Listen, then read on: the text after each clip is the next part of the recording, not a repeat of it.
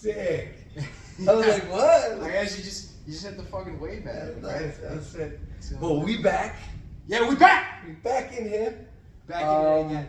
Hopefully, I didn't check to see how much storage space I have on there. Oh. But we should be good for like 2 hours. I deleted a bunch of videos recently. If we did it last time for that long, we should definitely have more than enough time on this thing for this time too. Yeah, if anything, it's like, oh yeah, it hits the limit and it turns off, and then you just delete some old videos and then just restart it. That's what, yeah, exactly. Piece of cake. It's like, what's the worst that could happen? Yeah.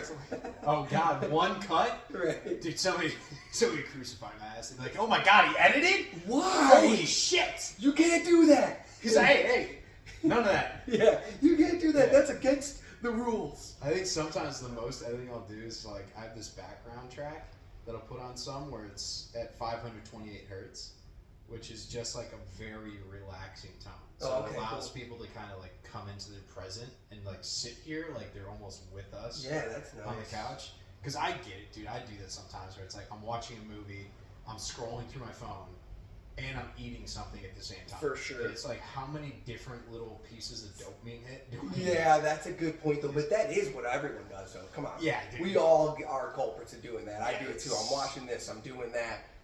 Like, what else more do I need though? You know what I mean? I know. Could you imagine back in the day where it's like you had to actually go somewhere to listen to music? Oh my God. No Those phones. are the days, dude. Holy shit. Just being present. That's a really good point though. It's funny how like you take that for granted, the present, being present in those moments. You know what I mean? Because you're right. Even now, when I was in a band and I was, playing shows, and it was like playing a show or just getting out or going to a show was way better than listening to a song on your headphones or whatever, right? Like way better. Like even people talked about how like bands are different live. Like that's like really a determining factor of a band's really good because you watched them live. They were good live, you know they're good.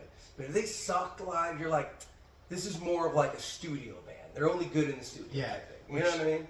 I feel like that. I don't want to say that's the case with a lot of modern music. But Yeah. It's like some of them, because of the proliferation of online technology and like playing for the studios, playing for the clicks, it's not as much about the actual performing arts. Totally. Of like a live performance. And that's a great point. I think that's why it's hard for me to get into music these days anymore. I'm an older music head, so it's hard for me to like really appreciate music because you're right. I don't hear the storytelling anymore. I don't see the artistic value of what they actually do with the music instead of like creating these AI things or, painting these pictures. Like, no, it was like about going to a show and watching that art. Watching that performance, right? Like now it's all about music videos, lyric videos. You know what I mean? Like you're like the dancing and the choreography on stage. Like, great point. Okay, so I have a great question. This could take some time. But, all right, if you could pick three bands, all time, they could not be touring anymore. All of them could be dead, but you get to watch a concert with all three of them. Who would you pick? Dude, that's great question though. That's a tough one though. But if I were to pick a few, I think I do have a few. If they're dead too, like they're not going to perform again, right? You're like, I'm saying like, dude, your favorite band from like 70s. Wow. Okay. 80s. 60s. I'm a very new age guy a little with my music tastes, but I have listened to some really good old music. I think Queen would be an incredible. Yeah. Freddie Mercury, watching him perform, and just that would be awesome.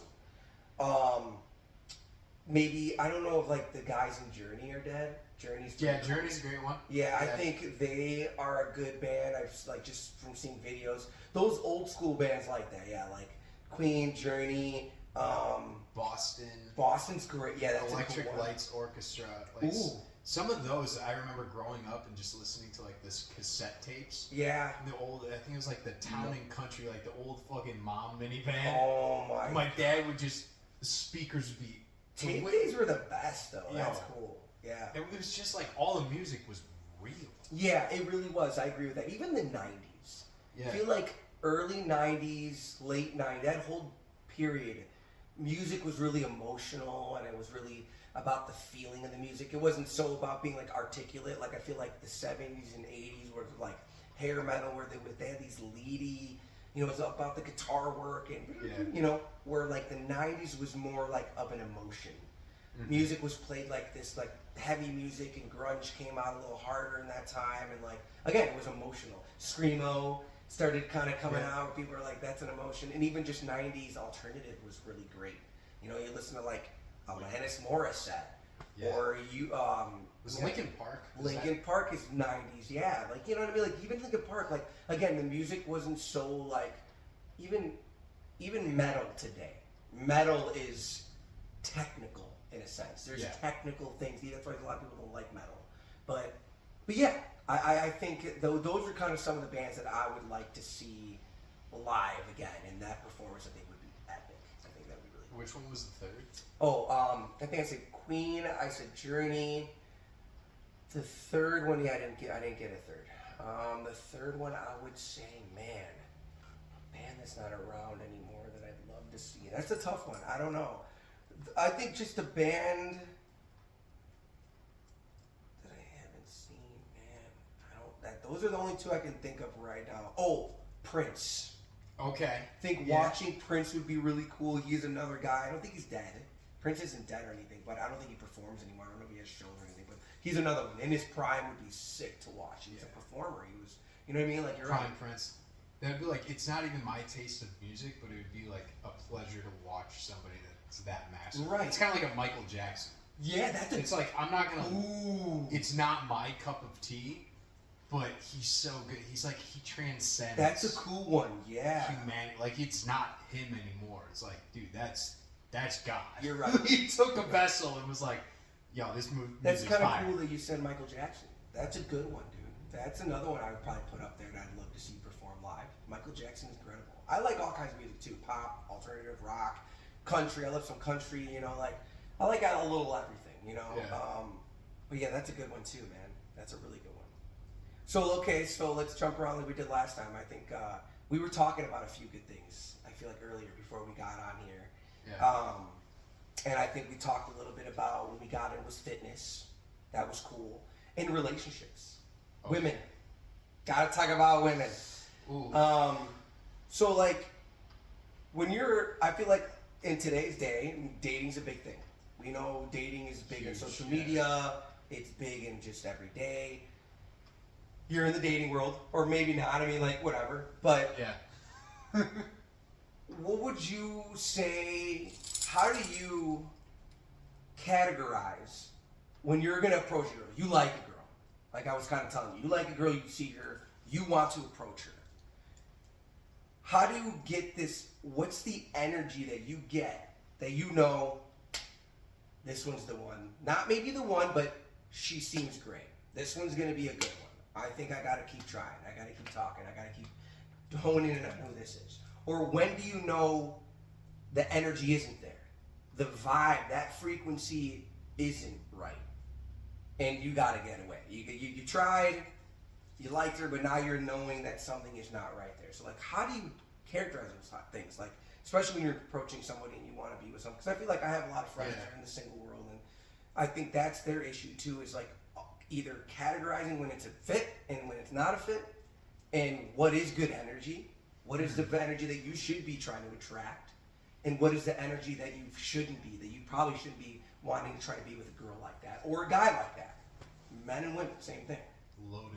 Yeah, sorry, I didn't give you a lot there. No, that's great. You know me, dude. No, I'm going to start off with, I guess, my three. One of those is overlap. So Queen, 100%. Oh, yeah, sorry, yes. Freddie Mercury is an absolute god in my eyes. Like, I agree. The best stage performer. I would give anything to see that man perform. He is really good. My metal pick is Dio.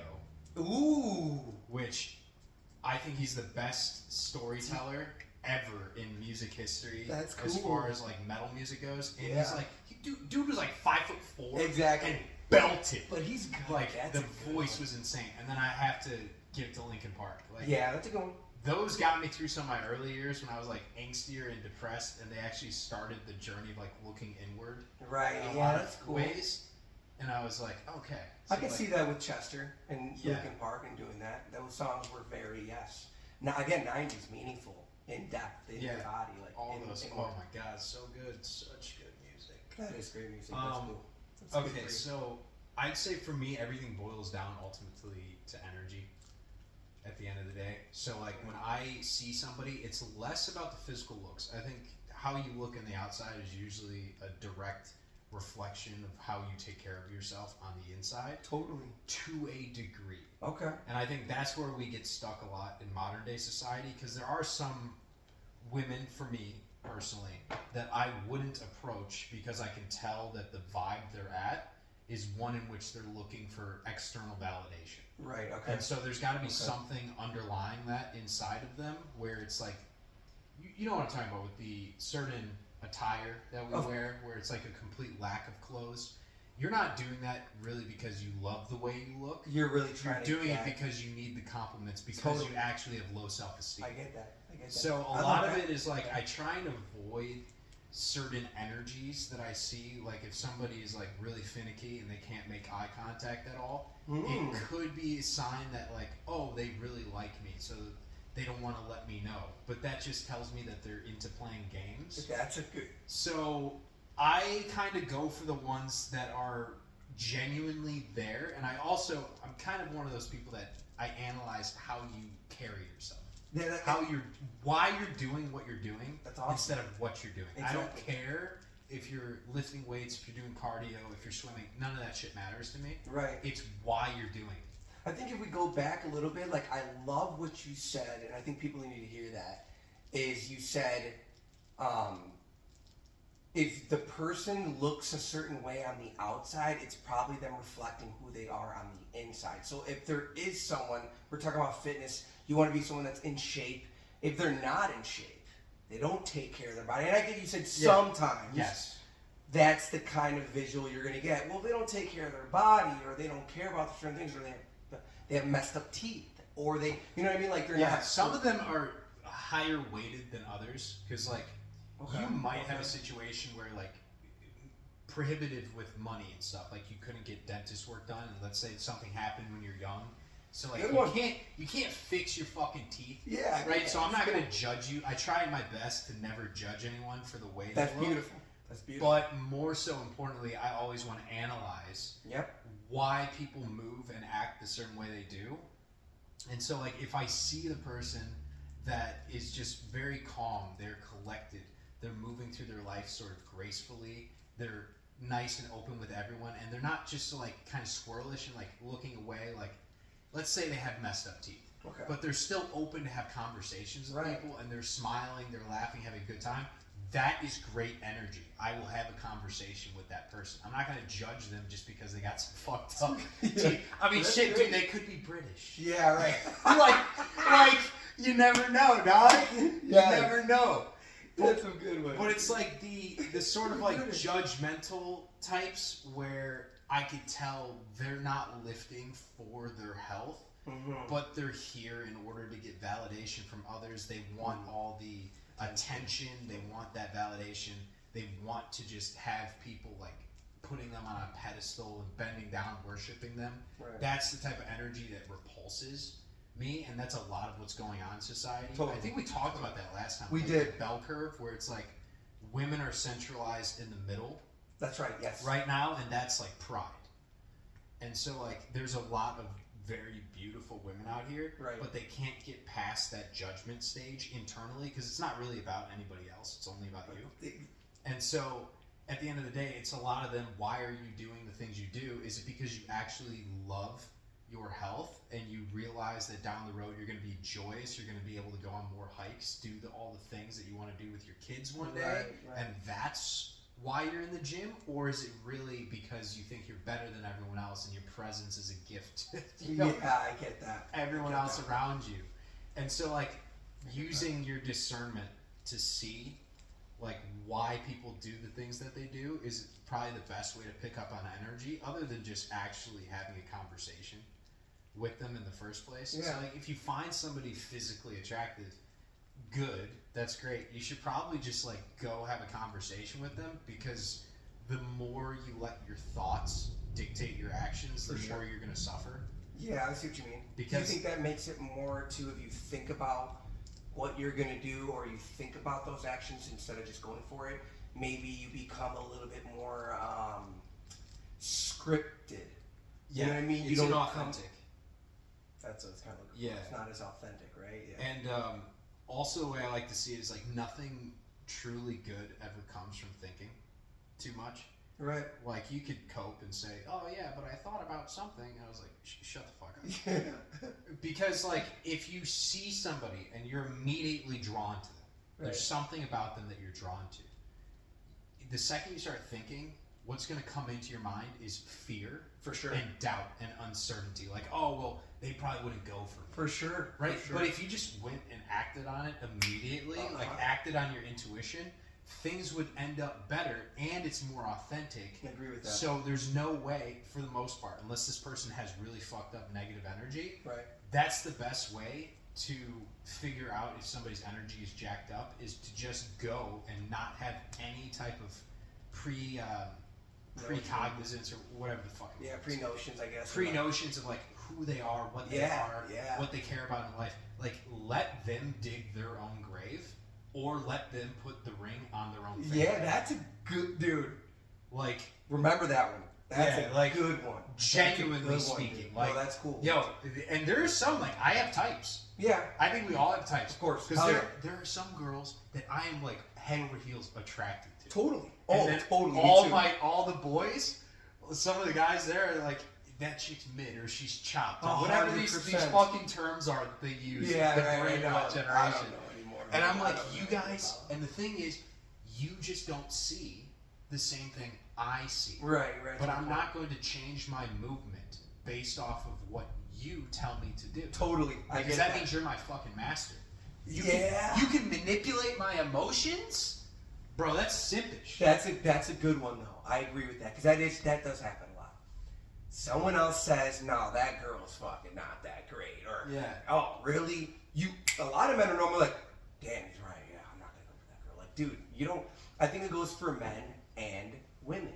It's the same thing. You know, you got to give off this energy like you're not trying to show off. Like you said, you're there to work out things, be genuine, you know? And like, you're right. The same thing with the girl. It's going to be you're going to attract the good guy that's going to come and talk to you for the right reasons. Like you said, he's going to put that ring on the finger because you're going to be genuine about yourself and things like that. So that's a good one. One of the biggest learning points I had in recent years was to not judge other people for the conversations that they have, because so like when I go to the gym, I'll talk to a lot of women that are already like, they're married. I see them as like safe. Yeah. Right? Because like, I'm not going to sleep with them. You already have a husband and you have kids. I just like having that interaction with people, because it's like, it's expansive, right? It's growth. I get to joke around. It's a good time. I agree. But sometimes I would find myself in the past saying like, oh, I'm not going to talk to that girl because she's out here talking to all these other guys. Dude, so therefore I'm gonna completely jump to the finish line mentally and say, oh well, she's talking to all these guys. She must be fucking all these guys. Dude, you're genius, though. And I'm like, so true. If that is what's happening inside my brain, imagine what some of these ladies are probably thinking about me. Exactly. They probably think this guy's the biggest player. I haven't busted in 3 years. But that's true, though, bro. That's It's like I'm just out here vibing. Right, you're just I'm just vibing, dude. But I'm like, yo, baddie walks into the hot tub, I'm talking to the baddie. Yeah, that's awesome. It doesn't mean I'm hounding at your cheeks. Exactly. I want to know about you, baby girl. And that's what I think more men need to do that. Just vibing, bro. Like, I think, again, like, I have a lot of single friends that they just, again, they think about it too much. They're just too involved in what that person might think of them, or how that person might perceive them. Men and women. I know single women and I know single men, you know? And I think that the biggest thing that I try to tell them is just do it. Go for it. You know, like, don't be so worried, because the more you worry you get, the more you have these notions, these preset things that and they just happen because, again, we talk about energy. You put that energy there, and that's what comes 100%. up. You know, it's like everything is designed to make sure, like social media, all that stuff. It makes us want to fall into these lower states of being. So then we're always overthinking, overanalyzing. And even with fucking the school system, they've taught us that. They're like, one of the best schools is to have an analysis mindset towards things. Always be analyzing. Trying to find where everything connects. And sometimes when it comes to like humans, we need to become retarded. Yeah. And just like, I like that. And just like, go have the conversation. But what's funny about YouTube and what I've noticed is like, if you tell the truth, which that's the truth, like just have the conversation and be genuine and authentic, that doesn't sell. Like what sells is all the different guides, all the games. That's a good point. All these certain things you need to say. And like I've even done, I'll be honest, I've done it before too, where it's like I'll talk about like eye contact and certain things that you can pick up about somebody, but it's not, I'm not going to give you game. Yeah, right. I'm not going to give you lines. That's inauthentic. That's a good point. If you have to memorize shit and then regurgitate it, that's not original thought. Yeah, exactly. That came from somewhere else. You're thinking, brother. That's a great point. Be here. There's baddies here. And I think there's baddies here, for sure. and you're right, though, bro. Like, it's a great point. You know, like, you gotta get out of your head with it. I think people just have to just go with their gut, man. Like you said it perfectly right now. I see a baddie walking the hot tub, I'm talking to said baddie. You know what I mean? Like, yeah, more people need to have that outlook on it, for sure. For sure. I think, like, it's an openness to the present, but also kind of like we have to roll back some of our programming when it comes to things, because even if you see, like, the baddie walking the hot tub, and you're thinking, oh, well, where is this going to lead? Yeah. Even that is going to take you on a sidetrack, and you're going to be thinking too much. Because now you're looking for, like, what am I going to get out of this? Instead of what can I give to this? And sometimes it's just that social connection that really means the most to us. Because, like, you don't know where that conversation is going to lead, but you don't want to actually know. Like, the greatest gifts in life happen in the present because it's a gift. You have to unwrap it. That's cool. That's a good one. That's a great line. And you're hitting them with the knowledge today. Ah! Dude, that's a good one. That's I should have made Hallmark cards. You should. You really should. That was a good one. I missed out. Dude. No, I think. Go ahead. Sorry. No, I was gonna say that, or like a stand-up comedian where you just like roast the audience. I'm like, yo, tell me about your life. They just ripped I was gonna say, tell me about your life so I can make fun of you. Yes. I'm gonna bring you. We're transmuting this energy. Right. They'd be like, fuck this guy. He's just. You're just like an asshole. You're just an asshole. I'm like, no, I'm doing it for your benefit. Right. There you go. Okay. Doing it for your benefit. You know, I think another thing that we talked about today, and now that we're kind of talking about putting energy towards things, you made a really good point today. I really want to talk about this. The whole thing with why is there so much energy being put towards this war and all these other things that are happening in the world? Why is all our energy there? You know, you were telling me how it's a reflection of other instances before this, right? That is causing that energy. So it's like, but what do you think, I guess, could be the reason for whether it's the government or the devil or, right, the bad freak energy? Like, why is all that energy going towards that? What do you think? Why do you think that is? So, like, there's a lot of power in being able to control people. And you know, like, the more emotional people get, when you get them in the lower vibrations of being, especially like fear, doubt, uncertainty, anger is a big one. Lust. People are easier to control. So we're the products, and they're just trying to sell us more stuff, but they also use us and our energy to almost prescribe what our future is going to be. And so when I say in the present moment, it's like a reflection. It's kind of like a mirror. Okay. And so what we've experienced in the past, we have these emotional reactions to, and based off of that emotion, it's attached to certain beliefs that we've been doctored up to believe about humanity. Okay. And so when we fall to a certain vibration, now we're going to perceive the belief that matches that vibe. Same. Okay. It's kind of like in the subconscious. Imagine like a filing cabinet, and you have all the different emotions. Okay. And then every emotion has different beliefs that go with it. I see. So when you fall to a certain vibration overall, then that's what the universe is going to present you in the present moment. I see. For you to perceive, because you can only perceive what you believe. Right. And so when I say it's like a mirror reflection, it's because everything is cause and effect, and we keep reacting to the effect without looking at what the cause of it is. I see. We have this cause built up that we need to be at war with people, that there are certain groups of people that are bad, there are certain religions that are bad.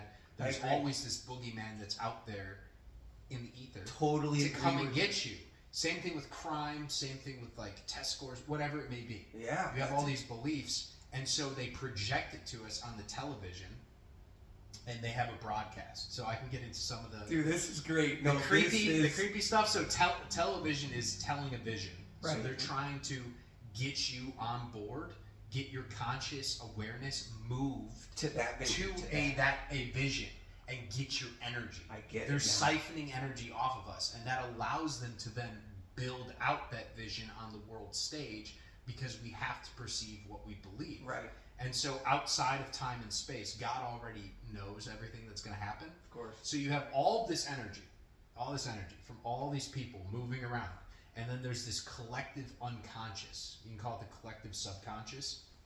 Okay. And so if all of us are at a certain vibration across the board, there's a couple outliers like the Christs that walk around amongst us. We were talking about this. Yeah, like we don't know necessarily who these are, but we can tell when they walk in the room. Right. They shift the energy. Their vibe's always high. They're dapping you up. You know Byron at the gym? Yeah. He's kind of He totally is that guy. He's kind of like one of those. He is. But then there's people that they don't want to tell you exactly what their emotions are at the present time, but they feel it all on the inside. Totally. And they're thinking about the stuff that's going on. So the more we think and give energy to nuclear crises, world wars, crime, we're telling the universe in the present moment, based off of our reaction in the present moment, we're seeing that mirror staring back at us, and we're seeing crime, we're seeing wars. Totally. And then we look at it, we're like, I don't like that, so I'm going to have a negative reaction to it. But the more we react to it in the present, the more we're going to prescribe what happens in the future. I get it now. So we're all co-consciously creating That's cool. That's this fucking hellscape. But it makes sense. And it's great way to put that. And if there's a certain group of people, nobody really knows. I think it's probably ancient families that have gone back to like the beginning of mankind. Wow. That have realized, like, hey, if we control, and it always comes back to like the banks. For sure.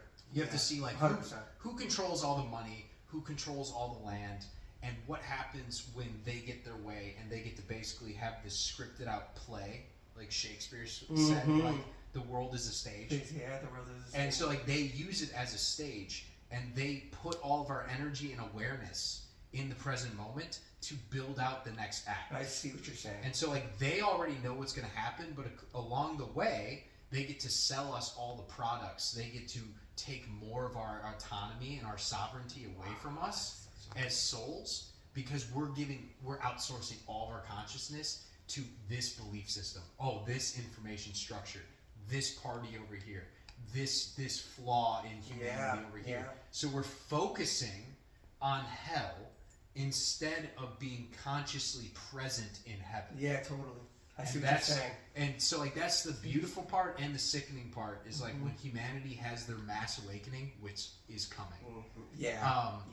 We're gonna come to terms with this, and everyone is gonna start looking at the shadow within themselves of all this darkness and stop pointing the finger, because that's why you point the finger. You have darkness within that you can't come to terms with. So it makes you feel a little bit better to point out what other people are doing wrong. Insecurities, I guess, right? When you have an insecurity, you kind of you try to what's the word where you like try to projecting. Yes, you project on other people. Totally, dude. Totally. I love the way you put that, dude. You're right. We, I think, are the ones feeding these visions. Yeah. Or in other words, when you're saying visions, to me, it's like energy. We're creating these energies, and we're creating them to take the energy and feed off of it and feed more energies to us, like it. Or like you said, give us these other little energies, or take these other little energies from us along the way. Yeah. So that's, dude, I love the way you said that. That made a lot of sense to me, though. And it's, it goes crazy deep, because like everything is almost like, what if none of this is actually real? Right? Like, hear me out. I love it. Let's go. Like, Let's go. What if it's all just kind of an illusion? And like, other than, we'll get to food at some point in my life. I'm going to tackle that one. I have to do it personally myself to see if I can go without eating at all and drinking at all. To figure possible, dude. I believe it's fully possible. Possible. Because the question I always come back to is, could Jesus do it? Yeah, he did. And that is my goal in life. Yeah, I want to get to that level, if not surpass it. Because he said it's possible. And it's not like, oh, well, he died for our sins. You shouldn't try and do that. I was like, we're here to build heaven on earth. Or are we not on the same page? That's true, though. That's 100% agree with you. I mean, like why wait till you die? He did it for a reason. I mean, like, again, he came to prove that he was a human like us. He was just like us, and he was able to do it. So I think you can. I believe that it's possible. You know what I mean? Like you said. But again, someone's got to do it. Yeah, somebody's got to do it. Someone's got to do it. But some of them that I'll ask you. Let's take our awareness here, and especially for the audience, because there's some ladies in there. Okay, I like it. Anti-aging. Oh, this is anti-aging. I love it.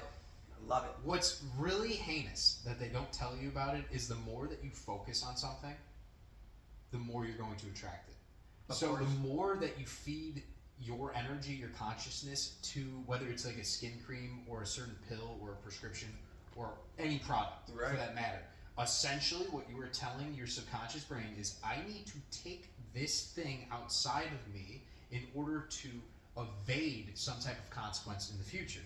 But why are you taking it, and what energy are you taking it out of? Yeah, that's a good point. Most of the time when it comes to anti-aging, it's out of a state of fear. So you're going to attract more aging to yourself because you are so hyper fixated. Your focus is on the wrinkles. So you see say you keep thinking in your mind that I'm getting old. Yes. You see yourself getting old. So in hand, you get older. Yeah. Right? Is that kind of how you're like?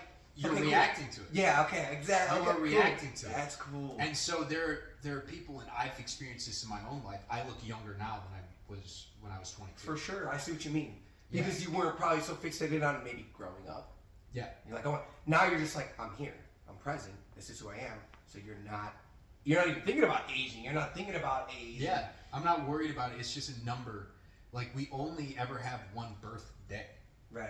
Everything else is just the present moment that follows that.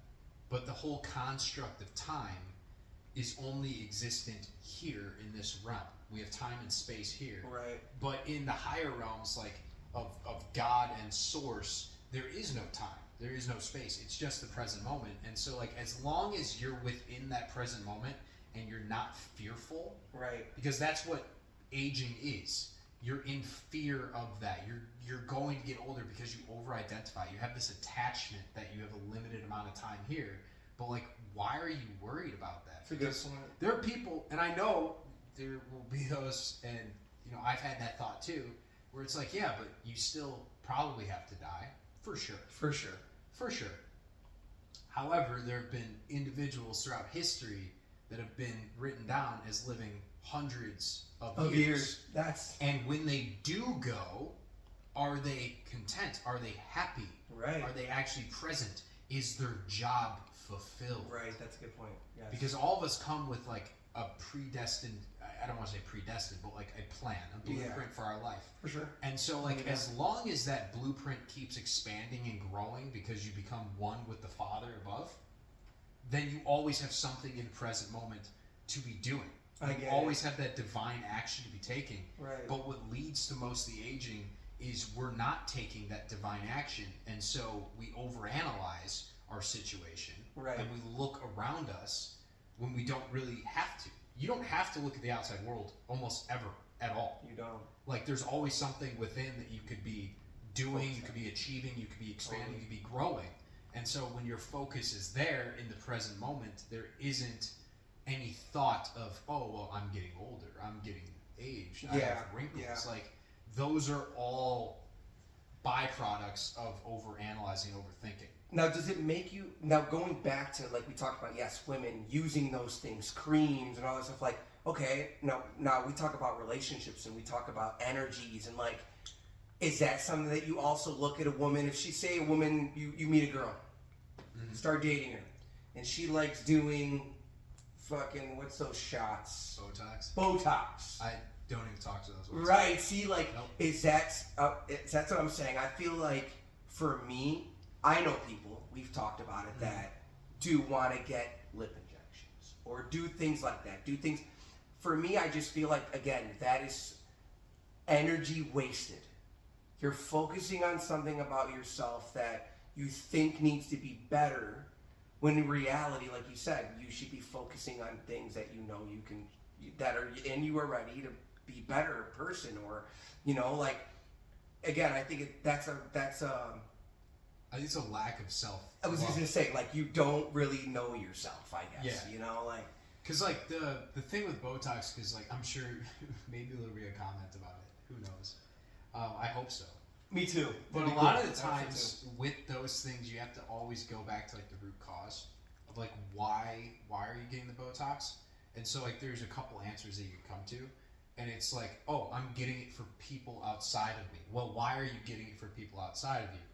And it's because you have this belief that you need to have something in addition to who you are now in order to be better than you are. That's a good point, right there. And so like that in itself is a lack of self-love. Yep. You're doing it out of fear. You could cope, and you could say, oh, well, I love myself. I'm feeling myself. I'm like, if you were really feeling yourself, if you love yourself, you wouldn't need anything on top because you actually have self-worth.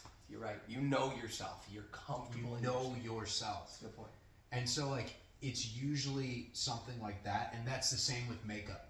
It's the same with a lot of it. It's you're taking on stuff outside of yourself in order to feel better about who you are within, because you believe that other people don't see you a certain way. Yeah. So it's you're over analyzing your thoughts. You're just like, you're in your fucking feels. Because you're like, oh my god, well, no one's going to find me attractive. I need to put my face on first. Yeah. Like the wildest fucking statement ever. Good point, though. And I'm like, no, like, you need to take time away probably from dating, which is why I've taken so much time away, is to reacquaint myself with who I really am. Right. I had to find him again. That's because, a good like, point. otherwise, for years, I was just going through my life being a shittier version of a combination of everybody else's beliefs. Yeah. About what I should be, who I should be, how I should act, how I should carry myself. And I had to turn it off. I had to turn the tap off from everyone else and empty out my cup so it could be filled. And that's hard to do. That is very difficult to do. That's faith. Yeah. That's faith. True faith. That's super hard to do, though. You're right. And it's crazy, though. We talk about, like, people trying to get. Sometimes there's a good in it. Like, I remember I know someone who does makeup. Mm-hmm. They're a makeup artist. Do makeup. And, I always think about how maybe narcissistic sometimes I can be. People just trying to look really pretty for a certain occasion, right? Or something like that. But this person told me a story about how, that's not really why I do makeup, though. Yes, it's cool to do a girl that wants to go to prom. But she's like, but I've done people that are missing half their face. Mm-hmm. They want to look beautiful for that one moment that they normally don't look beautiful. Like, I get to give them that gift of looking different in that moment for the right reason. You know what I mean? Yeah, like, you're not going to get Botox. You're not going to get lip. You just want to get a little makeup on to look really good for something or an event, and because it's giving you something that you normally don't get. And that's something kind of, again, like that. That's the goodness in it. That's the thing that I heard from that person. I was like, wow, like, I didn't think about your job like that. I always thought of it like you're probably getting a lot of people that are kind of self-righteous, that are very about them. Yeah. You know what I mean? Where sometimes you're not though. You're getting people that are just like really just trying to like. There was one that this guy was. It was a guy, and he was in a gang, and his mom. He loved his mom, and he had all these gang tattoos on his face and everything. Yep. And he called this woman, this makeup artist, to tell her, listen, like, I want you to remove my tattoos for one day. Because I just got out of jail. I've been in jail for like 15 years, and I just want to make my mom happy. Yeah. See me without all this. And again, see, it's like cool that was the reason why they did it. You know what I mean? To give that one thing to someone else. Now you're giving to somebody else too. Because it always goes back to that reason. Like, why are you doing this thing? Because I've dressed up and I've done makeup before, and that was for like you remember like midnight premieres when that was like important. Oh was, yeah, like, totally. And I went to the Hobbit one. And I painted my entire body green. So no way. I like a fishnet costume, like pleather. I was that's fun. And so it's cool, like, though. Yeah, do I do that because I'm trying to like feel better about myself, or I was giving in to the energy of the event? I wanted to make that event special. That's sick. Not only for me, but like everyone else involved. Because like my friends, they would dress up. Some of them were rangers. Some would dress up as hobbits. Dude, we all had costumes. And like when we showed up, the vibe was fucking crazy. Yeah. I remember it was probably the best vibe I've ever seen.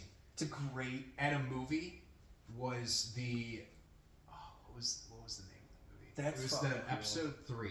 So the newer ones of Star Wars. It was the Revenge of the Sith. I was gonna say Return to Revenge. And dude, I remember showing up to the theaters, and it was like a 100 on 100 lightsaber battle. Oh, it was fucking crazy, dude. See, that's cool as fuck. Everyone was cool, and I was like, that's what I'm talking about. It's the same thing with the Ren Fair. Like when I go there, it's like people dress up and they do that. Yeah, I've done Comic-Con. I've done the Comic-Con one, and people dress up from video gaming and Zelda, and it's cool. You're right. It's like the energy is so cool because they're, again, you said it perfect. They're like giving in to that energy, that thing for people, and to give. Yeah, it's like you're adding to it. It's like this multiplicative effect, because like the Ren Fair would be pretty lame if everybody was just wearing jeans and a polo. Right, I get But that. when you get to go there and people have like their full costumes, you got some pirates, you got some Vikings, you got knights. Everyone's got like their arms and armor and all this stuff with drinking horns. I'm like, that's awesome. Yeah, that is sick. Like, we're here for the event. That's cool. That is such a great way to put it too.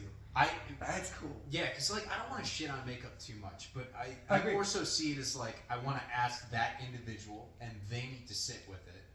Like, why do you need to put on full face of makeup to go to the gym or wherever it is every single day? Like, it's for those individuals. I'm not saying that it doesn't make you more beautiful. Right. Like, sure, in the present moment, if that's how you feel and it makes you feel prettier. But, like, I would ask yourself, wouldn't you just be prettier on your exterior if you felt that self-worth and self-love internally all the time? I think it's going to translate for you. I think for a man, for me, like, that's what I'm attracted to. I'm attracted to a woman who doesn't need all those things. That is very in tune with themselves. Mm-hmm. They're comfortable. Like you said, they don't need to go to the gym with makeup on to try to get attention. They're going to the gym for one reason, which is to feel healthier, to stay in shape, to follow that thing that you do in life, which again, trying to stay healthy and all that stuff. You're gonna go out, with friends, maybe put makeup on. Of course, like you said, you want to look pretty, you want to look good, that's fine. It's like adding energy to the event. Like it's the bars. Like people do that. There's certain clothes that if I was still going out to the bars and drinking, I'm gonna wear that because it's a little edgier, it's a little spicier. Of course, exactly. But it's like I'm expecting everyone, like, yo, I just want baddies around. Yeah, right. What are we doing? But that's the kind of girl that attracts me. Like again, they have that confidence, and you can tell that in a woman.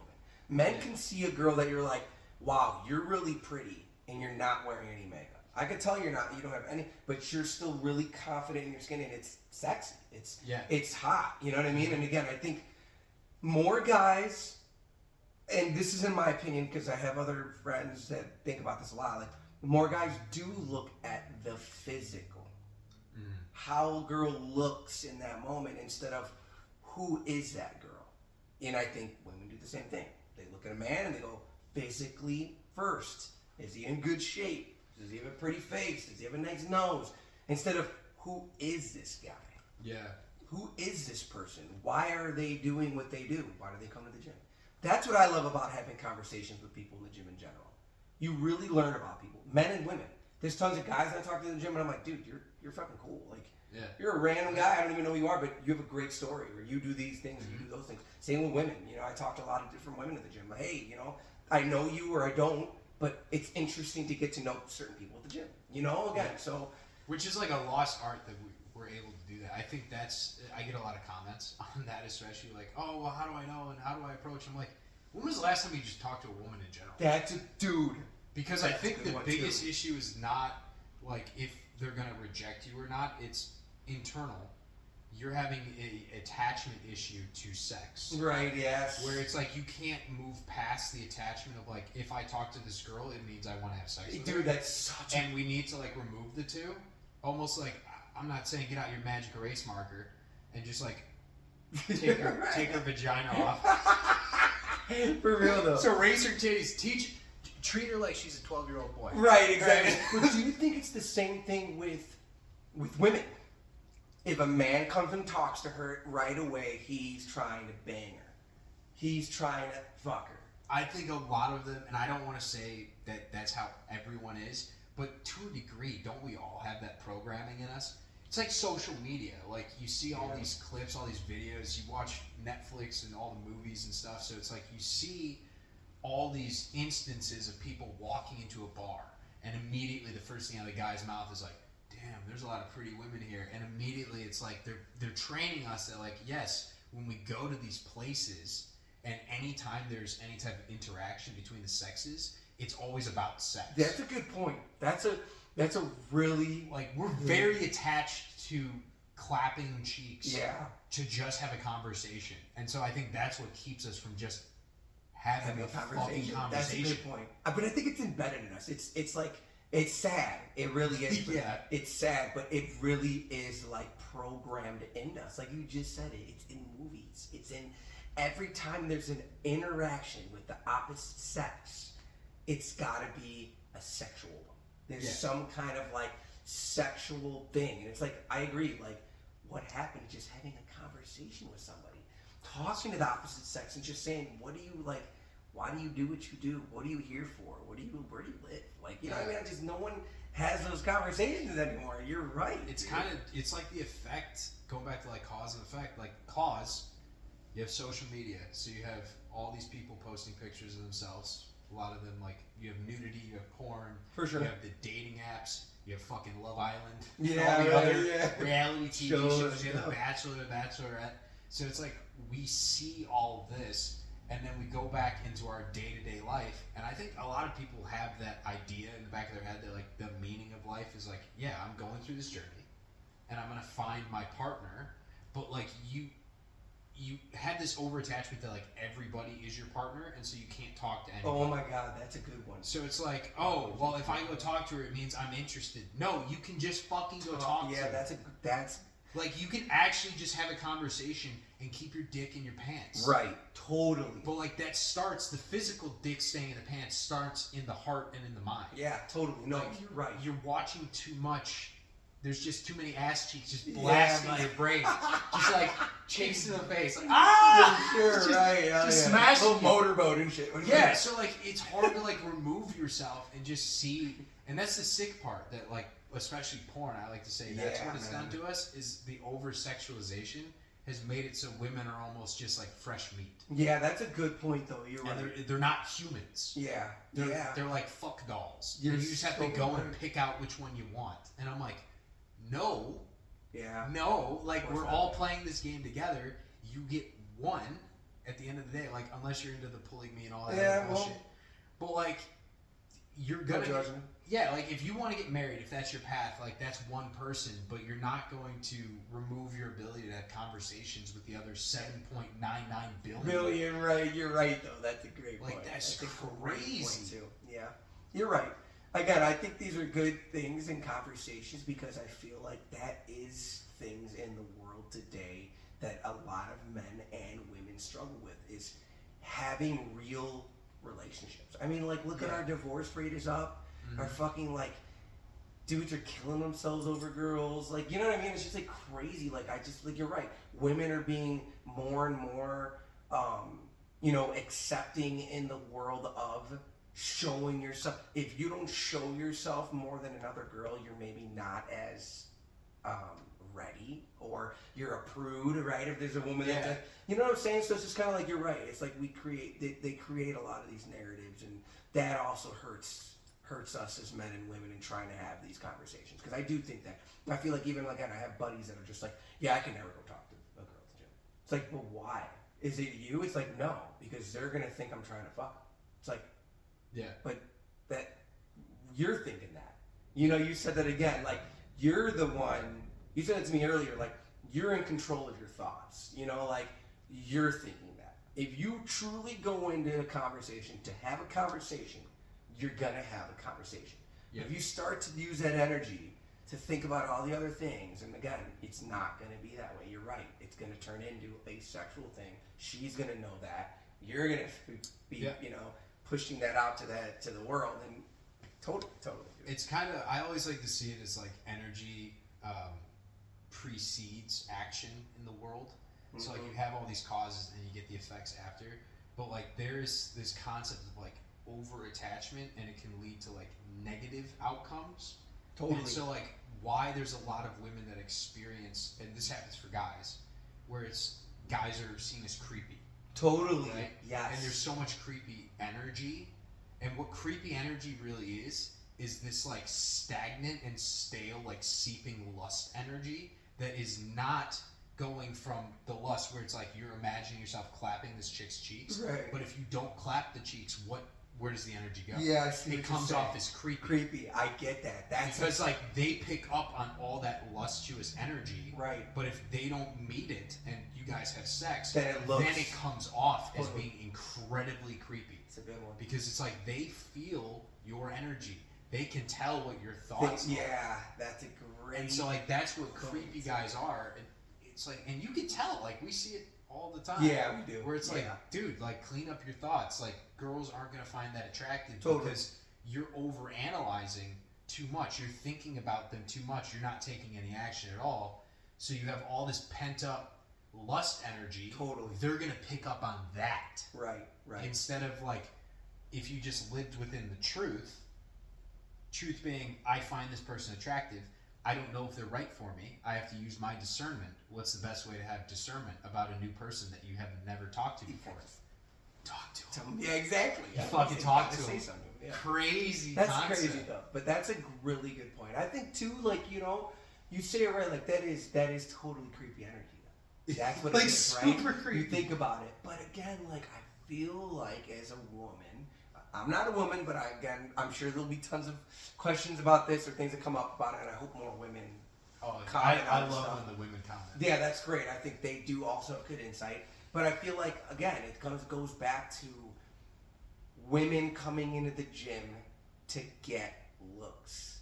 So now as a woman, you think you're going into the gym and looking good and hoping to find that one guy. But in reality, all types of energy are staring at you right now.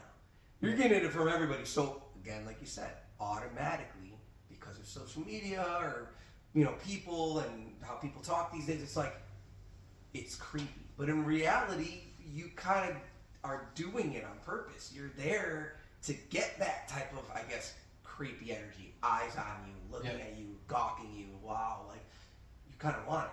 But again, that's the society for women. I feel like it's not good for them, but that's what women think too. And that's in their society, I believe, where they believe that, like, you know, if they're not being gawked, if they're, again, they still come off, I feel like, that they don't want to be gawked, but they know that that's a part of looking good or knowing that you're accepted by the other sex. Yeah. And the best thing that I could ever tell women as far as that is, like, just stop reacting. Like, you're going to get more creepy energy sent towards you the more you give into it and get angry at it. Yeah, totally. Now you're lowering your vibe. I agree with that. Whereas, like, women, when they're fully in their power and they're, like, self-embodying self-worth and self-love, you're going to get more eyes naturally on you because your vibration is higher. I get that. So like within a closed system, all energy is conserved, but it always flows from hot to cold. So like the hot water will lose temperature to heat up the cold water. I get it. So if you're high energy, it's going to flow to everyone else outside of yourself, and that's what attracts them to you, is because they pick up on your higher energy. So you can't sit there in the present moment being like, oh, well, fuck me, like, this is so bad. I hate all these creepy guys. You have a high energy, baby girl. Like, just, it is what it is. You're always going to get looked. For every single hot woman that is in, like, one of these attractive guys' DMs, or an attractive woman, for that sense. Right. Like, there are going to be unattractive guys that they're not attracted to, and they will call those ones creepy. But the guy that they are attracted to could say the most heinous You're right, though. shit. Oh my You God. could get away with murder in those For real, DMs. though. And she'll like, be "Aw." sopping wet. She's fucking sliding off her sheets. But they're like really talking to their friend. They're like, look at how cute he is. Yeah. So he's gonna stick it in me 10 inches. Look at this. Yeah. He wants to beat my fucking box up. And she's like, oh my God. She's like, she got like the heart signs popping up in her brain. She's like, oh my God, we're gonna be together. But like, she's like looking over the dude that's like 400 pounds something in the DMs. You know, like the old South Park episode. You ever seen the World of Warcraft one? Yes. That dude in the DMs like, you just gotta give me a chance. Yeah. That's really funny. I gotta give you the 1-inch Punisher, baby. Like, it's actually really funny because it's so fucking Yeah, like they overreact to that part, and I'm like, no, dude, just focus on the good stuff. Like, just focus on the good. You're gonna get more of the good. But no matter what, and I don't know if it's the Bible. I mean, they talk about it in a lot of spirituality and stuff. But like, as you're on your path, you're gonna get attacked more. Right, I've heard that. You're gonna get more attention. So told me like the last higher your vibe goes, because that really is what your path is just fixing your vibration. Because vibration is just a indicator of alignment. So like, imagine there's a line that goes outside of time and space, all the way up to God. And then we're down here in the physical. There's a bunch of things that you could do, like cycles that you partake in your life. Some things are good for you, other things are bad for you. Right. And then as you go through cycles, you'll start to see the consequences of things, and then you change. And that expands who you are. Totally. As you expand, you realign, and you start to get more and more into alignment. As you get more into alignment, your vibration and energy increase, because now you're doing the things in your present moment that you love doing instead of doing a bunch of shit that you don't want to be doing. I see what you're saying. So like, as that vibe increases though, because a lot of people don't want to do that path, the middle path, of integrating in your dark side and figuring out your path and bringing them all to one, your energy, like we said earlier, like it always flows to the lower. Right. So that's why you have celebrities and stuff. There are people that are like giga famous, they're well known, they're just very attractive, high energy individuals. Yep. They get attention from everybody. You're right. It's up to them to use their discernment what energies they accept in and which ones they don't. It's why a lot of the times the most successful individuals, they'll even tell you like, yeah, you probably shouldn't have everyone as your friend. Yeah, totally. I get that. That's like, a really you good can point. have brother man. I didn't even notice it had my hat. Yeah, he's like, nice hat, bro. You had my hat. I didn't even notice that. He's so chill with Thanks, it. Brian. He's so chill with it. It's awesome. But like, yeah, we just like need to figure out. I always say like your vibe attracts your tribe. Yeah, and so for like, sure. as you just realign, you're going to start to see that like certain friend groups fall away, and that's okay. That's part of the process. Yeah, that's good. That's true. That's true. That's why they say like, if you love somebody, let them go. Like, you should just have love and joy for everyone as they're in your present experience. But that doesn't mean that they're the best thing for you, because some people, like I've had friends in the past where they were great. They're fucking hilarious. Right. Like, I had a great time with them, but it was always, let's go out drinking, let's go out partying, let's stay out late. And I didn't judge them for this. I was like, bro, if that works for you and your life, that's great. But like, on my path, I need my sleep. Yeah. I need to take care of my food because I feel like shit. Yeah. And so it's not an indictment of you and who you are as a person, but it's like, mixing oil and water together. Totally. That's how I felt when I was in my last band. You know, I was in a band, and it was like pretty quick. I mean, I was in it for like 8 months, but you know, the guys were a lot younger than me. You know, we were practicing maybe twice a week. Every time we were getting fucking wasted. You know what I mean? And like, again, like you said, it wasn't like they were great guys. They were great people. Like I loved hanging out with them. But you're right. It brought a level of not me to it. Like it's like I can't do this. I can't. This is not what I want. I can't keep doing this. You know. So I left. But yeah. Again, it's like I listen to this guy named Philip Anthony a lot. I don't know if you've heard of him. He's like a big pastor kind of guy, big black guy. I've probably seen him before. You've probably seen him. He's pretty big. White beard. Yeah, kind of. Does he? No. He's not white beard. No. You're thinking of someone else. I know who else you're thinking of though. Okay, yeah. But he's kind of a newer guy. I feel like, well, from what I've seen. But you know, he talks a lot about, you know, about you were kind of saying earlier, like the more energy you put out, the more you kind of get attacked. So like I feel like the more sometimes people think that bad stuff that's going on in their life or something that's happening to them or a lot of those things, whether it's a famous person, it's like I think you're just being tested. The more that you're getting attacked by whatever it is, bad energy, good energy, whatever, you're just being tested. Can you handle more energy? Mm-hmm. Can you handle more great things and happy things like getting rich or having a lot of money? Can you handle those things? Or again, can you handle the hardships? Can you handle the shit energy that comes at you? You know what I mean? Yeah. So I listen to him a lot. He kind of talks about that, and you're kind of saying about God, and like even my brother, like my little brother, he's had like a few like shitty things happen to him lately. You know what I mean? And it's kind of happened a lot. And he's a big believer in God.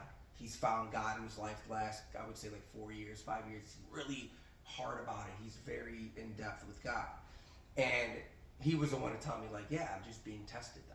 You know, I feel like now that I'm getting closer to him, the more I put good vibes out there, the more I'm in a good state, the more I get attacked in that being, in that state. You know, and it's like, wow, you're right. I never thought about it like that. It's true. I feel like you are being challenged or tested a bit in those situations. Yeah. I like to view it as the ego is like the devil that we all have. Yeah, so it's like you have the God in you, and then you have the devil. But like when you have this construct, like the box that you built for yourself, and you start to like break free from it, that's when you start getting attacked, and that's those old vibrations coming and trying to drag you back down. Totally. So the tests are really like, hey, you say you want all this other stuff, and it's so much better, and you're higher vibration, but are you sure you don't want to react to this? That's fucking cool. And that's like your ego trying to drag you back into the dirt from where you came.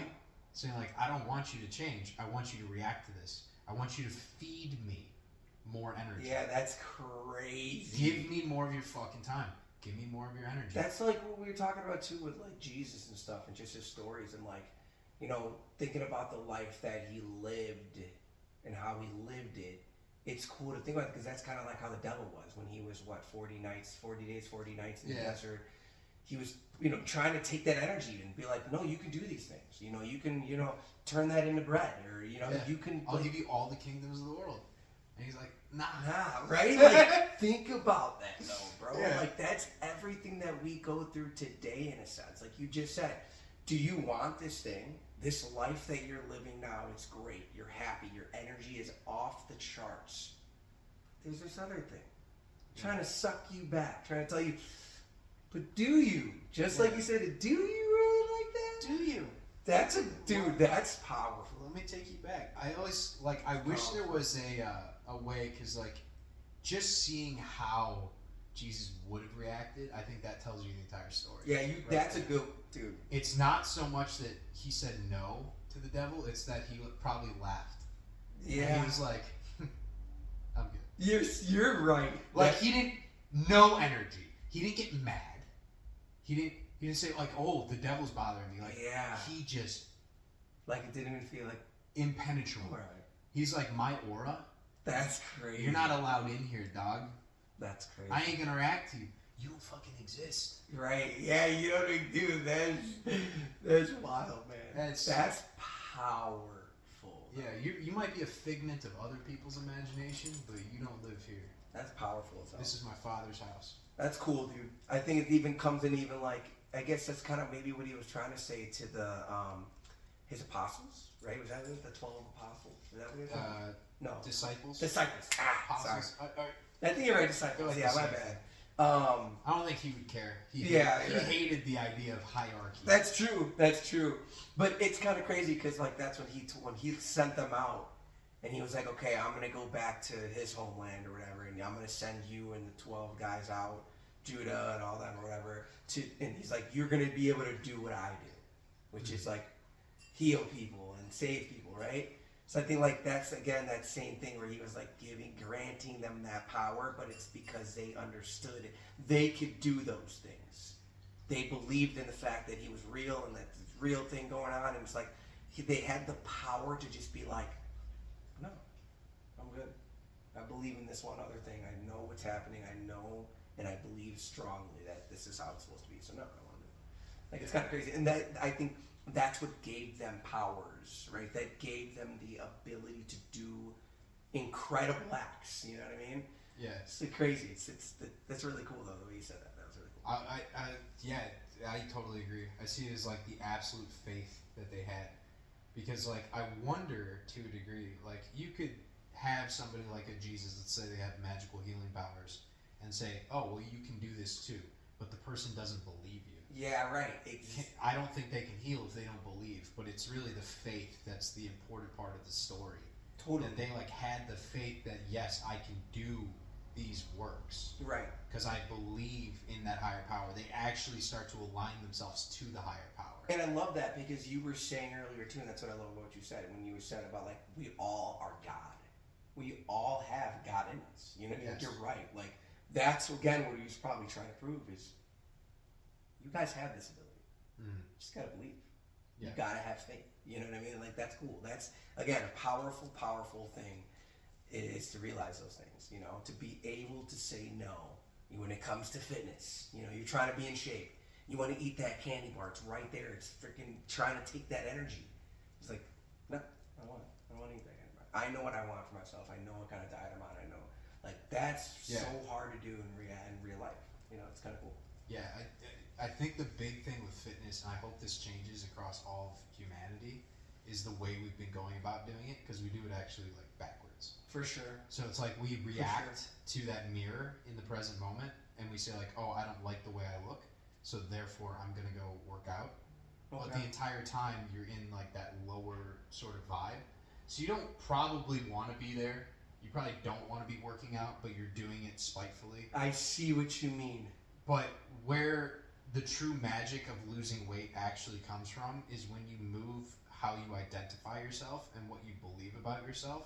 And so like if you were already in your perfect physique, in your perfect shape, if you looked the way you wanted to, you had the bicep peaks, the massive shoulders, the big back, how would you act from that state? Because that's how you actually access like the God power that we have, is based off of carrying through from the higher realms, which is like your soul level, which is how you identify up there, down into the physical.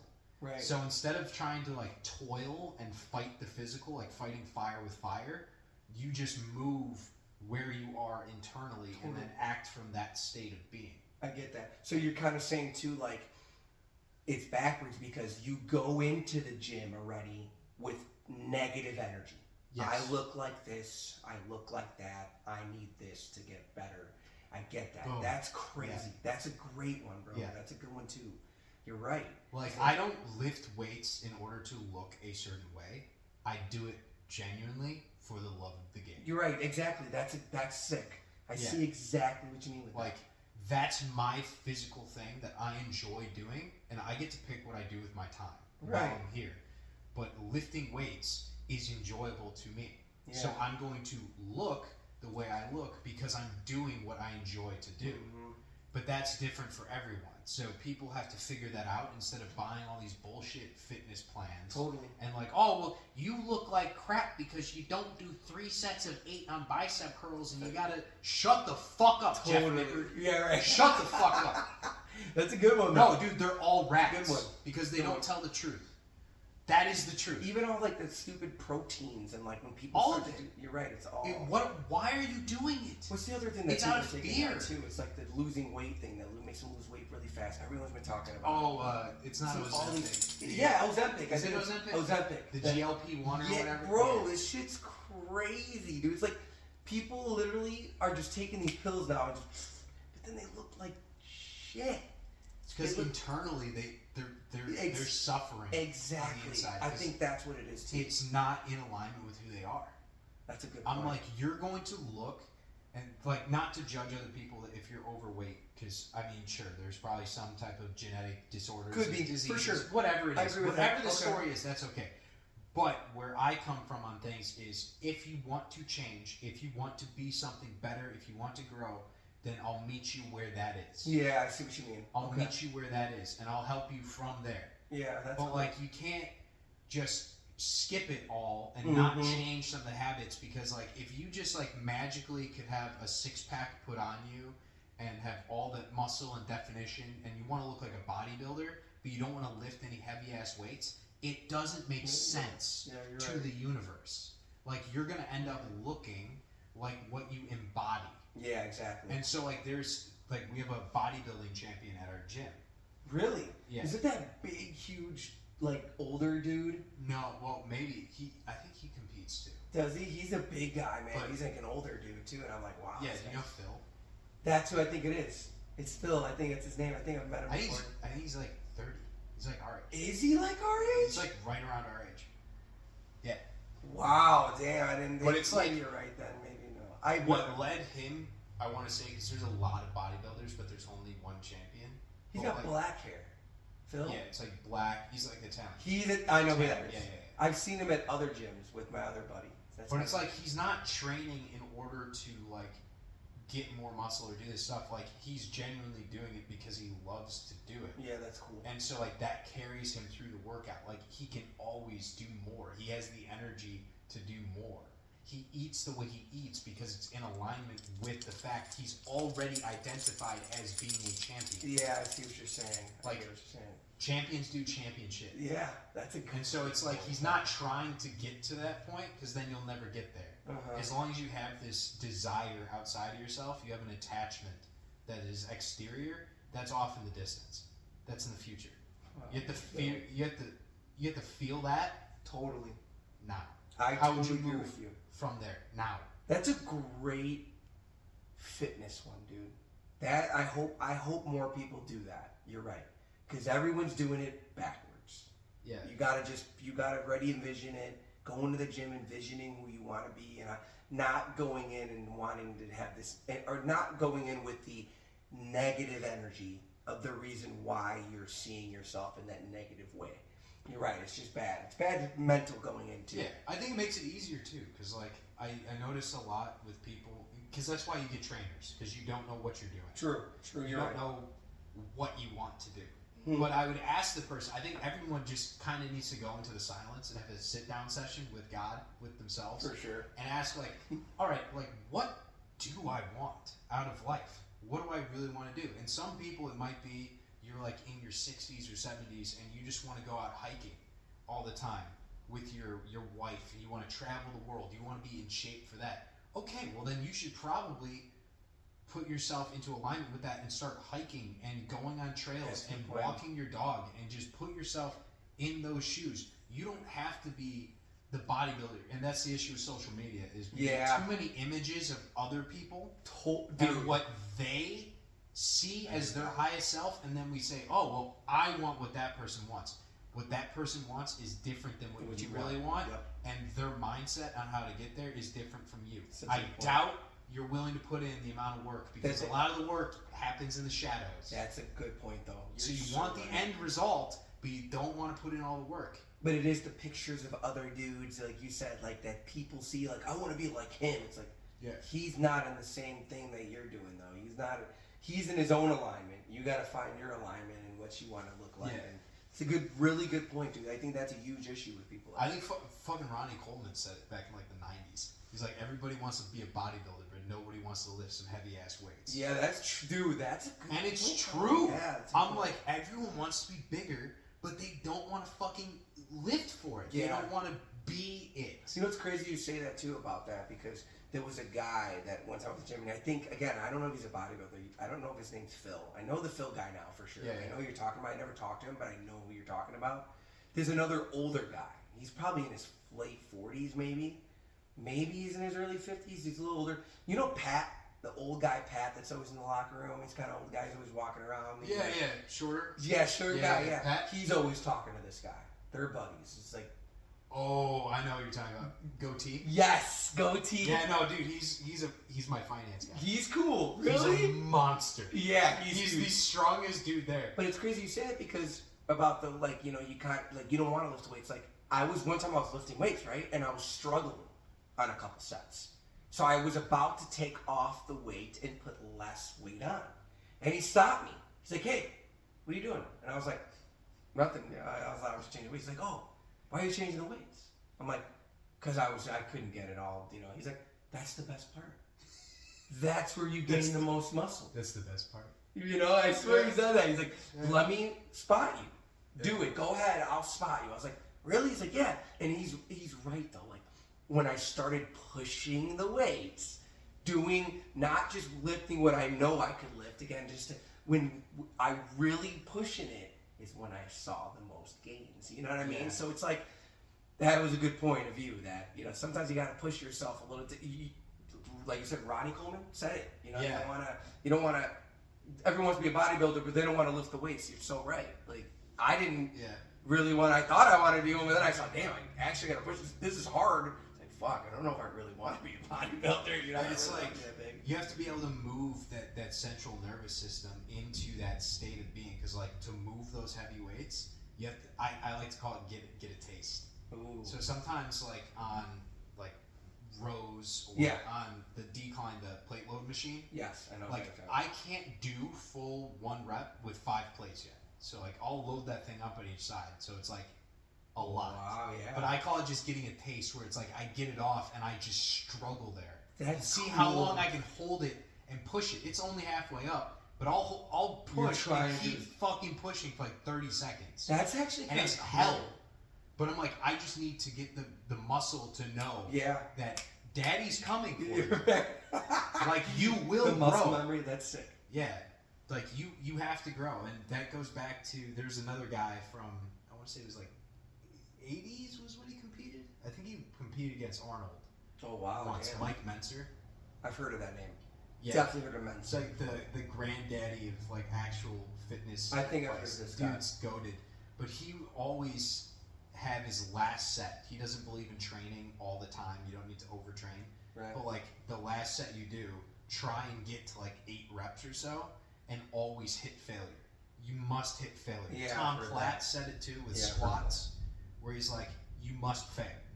Because you have to completely exhaust the muscle in order for the muscle to get the proper stimulus to grow. Because that's what you're doing. You want it to get to the point where it's like, if I do this to you again, are you going to fail again? Right. Because the next time, it could not be in a squat rack. Right, you're right, though. Like, this could be a life or death. Like, I want you to be bigger and that's stronger. what you're doing, too, right, to your muscle when you work out. It's like tearing it. Yeah. You're kind of tearing the muscle, and then it needs to repair, and then once it repairs, that's when it gets bigger. So I think you're right. I mean, that's a good point. You got to fail. You kind of push yourself till the muscle fucking wears out, and then you know that it's going to build back up. And like you said, you're not going to fail again. Your muscles won't let you. It's like a muscle memory thing, I think, too. You know, it won't let you fail that you've already done it. It knows now it needs to go that extra mile or that extra step to get you there. Yeah, that's cool. It's just the first time. It's like, that's why people don't like explode in strength right away. It's because it's like your muscle's not going to hit the wall and then surpass the wall on the same day. That's a good one. But you have to hit it. Yeah, I get that. Instead of, and I guess there's like a lot of damage. I shouldn't say damage. It's been done by like bodybuilding, I guess, because they have hypertrophy training. Yeah. Which is just, you're maximizing time under tension. Totally. So you're doing longer sets, which is going to put strain on the muscle. Right.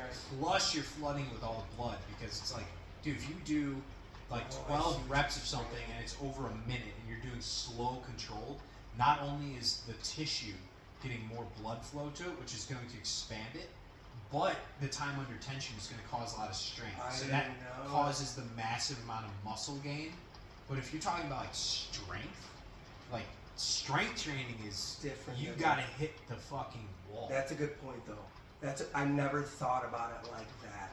In that way. You can always stretch out the tissue and make the tissue bigger.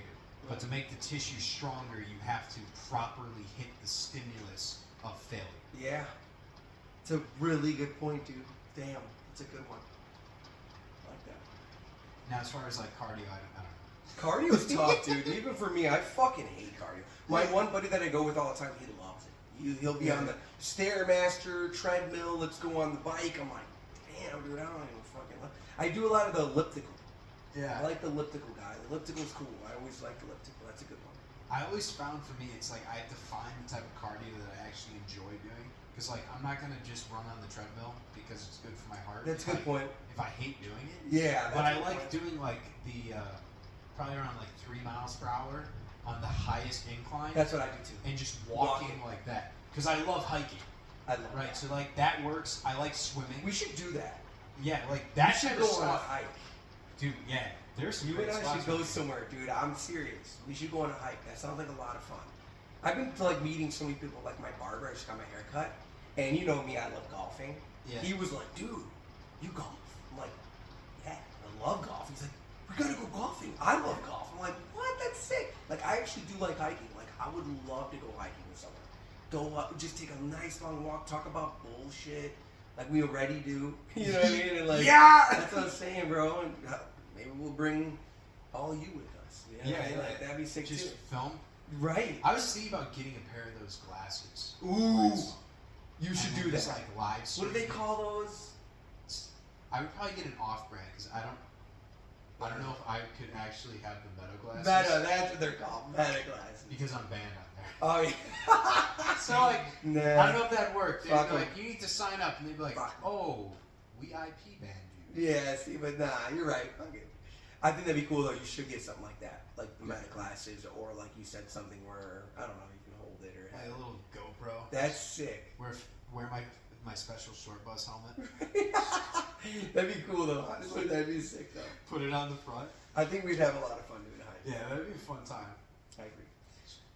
Trying to think of some places around here. I know like Starved Rock is good. Starved There's Rock's a lot that are actually great. like, near here. Like there's trails over at Blackwell too. I think it'd be cool to like go somewhere different.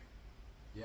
Drive like 35 minutes, 40 minutes away somewhere.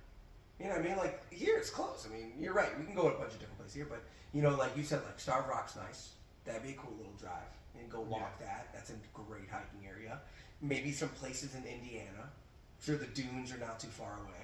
For sure. Something like that, right? Like that'd be cool. Like again, I would love to do something like that. I think it'd be a lot of fun. Get a Good little for the beach mind. session. Dude, yeah. Good for the mind. I've been thinking about doing that before like summer comes. At one of these points, not like a hiking trip, but just taking like a solo trip, and Yeah. because my version of vacations is not like most people's vacations. I Okay. just want to go have a cabin somewhere That's awesome though. and be in the cabin for like 3 days and leave my phone in the car. Bro, you're talking exactly And- what I would love. I've been wanting to do something like that. I'm Get saying away. like no food, Right. no TV, no stimulation at all. Ooh, dude, Just no, that's hard. 3 Okay. 3 days of pure nature and like meditation to recenter myself. I think that would change you, dude. Yeah. Something like that changes people. Like, Those are the trips. that's cool. Maybe bring some shrooms. Yeah, now you're talking. I got plenty of them upstairs. Now you're talking. I got bro. so many. I haven't done a trip in Dude, like over a year. oh my god, I would. Honestly, that's probably the one thing I would trip on is shrooms. I love shrooms. Shrooms are a nice trip. Shrooms are a good trip. You know what I mean? I've had my shroom trip where it's like I'm crying and I can't stop. You know what I mean? Where it's like, wow, very emotional, but it's a good emotional. It's like I'm laughing, crying. I'm so happy about something, and I'm just like crying. I can't stop. Right? And then I've had some really great spiritual shroom trips where I'm just like out of body a little bit. You know what I mean? So like I like shrooms a lot. It's probably one of my favorite. That and obviously can't go wrong with a little bit of marijuana. No, you can't. You're not. It's not the same though. It's not. I think No, for not. anybody, they gotta try at least like 3 to 4 grams of shrooms Yeah, for sure. at some point, and like I think the sweet spot is probably that 3 to 4. I wouldn't Yeah, recommend half people gram go. or a half ounce. What is that? Right? What is that? 3. Well, I mean, I know that normally everyone says that, right? You're right. That's like the normal dosage. It's like 4 I think grams. that's even like a high Is it? dosage. Yeah, Is they it? say like a medium, like moderate one is like 1.5 to 2. God, every time I did it was like 3 grams, easy. 4 grams Yeah. every time I tripped out. That's why I haven't touched it for a year because I went way too far. Yeah, it happens though. Like honestly, I think again, it's good for the mind. You got to get it away sometimes from the inner body, and I think those. And again, if it's made in the ground, comes out of the soil, it's probably not bad for you. It's okay. You know what I mean? You can trip out and get a little crazy once in a while, and that's just life. That's just how it works. You know what I mean? Everything in moderation. Yeah, definitely. Don't do 20 grams. Yeah. Right. Holy shit! That, I can see you coming in. You're on the wall and shit. So good. No, dude, 20 grams. You fucking meet Satan. That's for yeah, sure. that's cool. And then you realize it's you. And he's just shit talking you. Like I remember, I was like scared in my bed, and I would look. So like I have a mirror in my bathroom, and from the angle of the bed, you wouldn't think that you could see yourself, but somehow my reflection was talking to me in the mirror, but it had different eyes that were completely blacked out. See that's where I did, man. Yeah, that's scary. And it was, I would quit for a little bit after that too. Yeah, it was bad, and like I let him in because it's like that was the whole point, was I was trying to integrate in my dark side. Yeah, I see that. With it, so I had to like shake hands and dance with him a little bit. And oh fuck, that's dude. freaky. Because like as nice and good as I am, I'm equal. Whatever your highest calling is, you're the equal on the opposite I can spectrum. see that. It's like yin and yang. Yeah, so like we always like to see like Jesus would be like the nicest, perfect human being in history. But if there was somebody that you put into the Olympics for being like a genocidal maniac, if he were to do it, he'd come in first place. Yeah, I see what you mean. He would put in wild levels of work. You're right. Yeah, you're right. That's wild. I like that. And so it's like because you have the understanding of the opposite sides. You you see all the darkness and you could do all the darkness, but that's the light in you is why you choose not to. Right, I get that. Oh, I get that. So like it's as you go up, you get both, and that's like the tests. No, when you said you did like and you saw the devil, like, or you saw it and you thought it was you, like, what was that like? Like, was it very revealing? Meaning, was there a pit in your stomach that you're like, oh my god, like, I'm just seeing myself. I'm the devil. The devil lives in me. Like, kind of type shit like that, or like a revelation almost, like, oh my god, like this is how it is. This is what it is, like that. Or was it just another like, I'm high. I know what's going on. No, it wasn't like I'm high anymore, because that was the first time that I've had like a pounding voice. Well, I've had pounding voices like before, Right. but it wasn't mine. It was like something else was in me, and it was talking to me, but I would hear it as if it was outside of me. So the voice was coming from the bathroom, and it was coming to me, but it was basically like putting me down the entire time and reminding me, no matter where I go, no matter how much I can try and put myself on the path. I can try and be as holy and pious or whatever all of it is. My ass will always be his. Wow. He was kind of saying like, you can't run because I'm always here. You can run. I walk faster. I'm Michael Myers. Dude, that's creepy, man. Yeah, like that's really creepy. Super That's kind of cool, creepy. You know what I mean? Like it's. But it was like important. Yeah, to, like, right. Talk That's what I was with the guy, because like once I got over that, and like I would go and just like converse with this entity or being, and I would learn a lot about myself and why I do the things I do, why I find certain pieces of my life to be lacking. And so I would sort of pick the brain of this version of me, because that's what I saw, was like all my evil darkness that's been buried down came out to play, and I was just perceiving it because of the drugs. Like I was in an altered state of consciousness, and so it's like I could finally talk with my subconscious and like all the darkness in me and learn from it. That's crazy, dude. That's cool. That's really cool. I think the one thing that I got from it when I did shrooms, and at least when I tripped out some of the times, was that, you know, like everything has we talk about it all the time. Everything has a vibration. Yeah. It was like everything was moving. Everything was like yeah, you can feel everything had a pulse almost. It was alive, you know, like that water. Was the grass dancing? Yeah, like seriously, dude. No, I'm that shit was the most wild. Dude. I think it was like 4 grams. That's why I love that amount. Yeah, it's like you start to see. Did the other things start dissolving? Yeah, like things started. Yeah, it was like weird. Like they disappear. They like do. balls. Like, dude, it was. And you're like, I started to think of like some of those songs that like we've heard, like "Walking on Sunshine." That's kind of how it felt because like the grass was still there, but the grass was all one. It was all one together, so it was like swaying back and forth in unison, dancing and singing.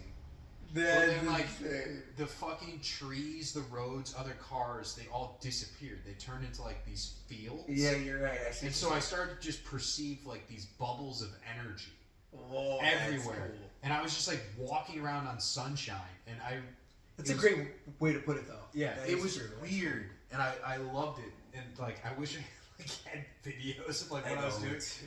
Apparently, I was walking through the community, and I just had like my shorts on like this, but no shirt, and I was barefoot, and I was just like dancing and like frolicking around with Ajax, and he was loving it because I knew I was high vibe. Yeah, at the start of the trip, because he was like extra playful. He was doing like the wiggly butt and all that stuff dogs do. Like he was like freaking out. He was having a fucking baller of a time. When I went and I did it though, I was hiking. Ooh. I went on a hike. That's when I did it. I took about 4 grams, and it was crazy because it was like I was seeing, like you said, all the trees move at the same time from the wind.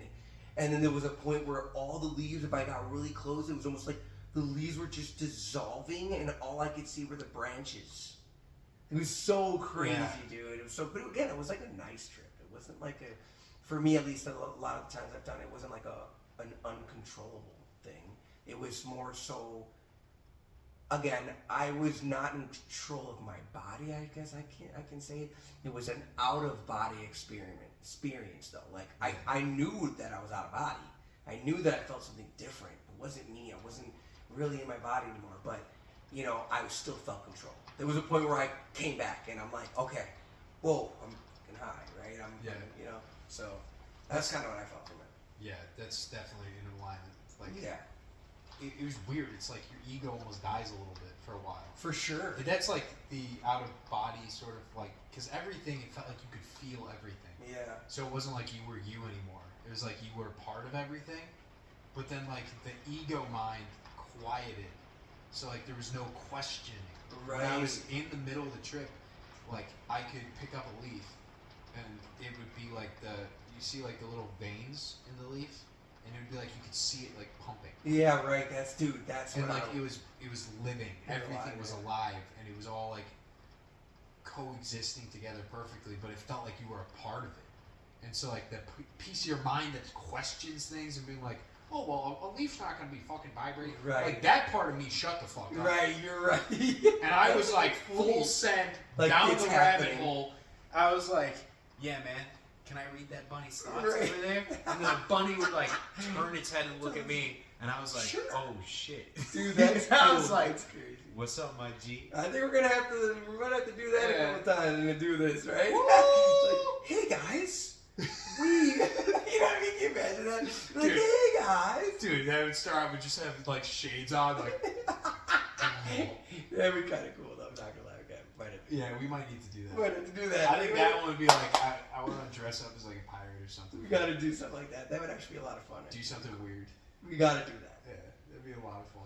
So, what would you take from today? This combo, like where we went today. I really love the different things we talked about. I think today was super insightful. Mm-hmm. Like for me especially. I learn a lot from you when we talk about these things. You know, I come in with some questions. I love thinking about what I want to ask you and how I want to see how you perceive things. I think it's really cool. So I think this time around was super insightful. But like you can, again, like you kind of asked me last week or 2 weeks ago, like what's one word that I would use to talk about today? What would be that one word for you? Like what's that one word?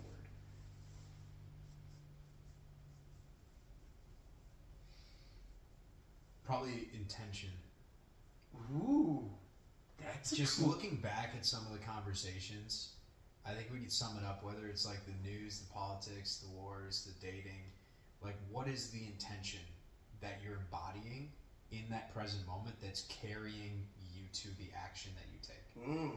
Because a lot of times, like, we don't know what our intention is. Right. Or you have like a lower intention, and then you wonder why you get called a creep. And it's because, like, your intention when you might perceive, like, hey, I want to talk to this woman, your automatic attention that you're thinking about is like sex. Yeah. And so it's like you have to be careful of where you put so much of your focus and your attachment in life, and start looking inward a little bit more to figure out, okay, where do I want my life to go? What type of energies have I discerned? Do I want to be present in that journey? And then if you find yourself wanting to be, in a conversation with somebody else, let it be that conversation. Like, just start with that and then be open, because that's all life is. I did a video, I don't know if you saw it, where people are portals. I think I saw that one, yes. Where it's kind of like every single conversation you walk into, it's like a portal to another room.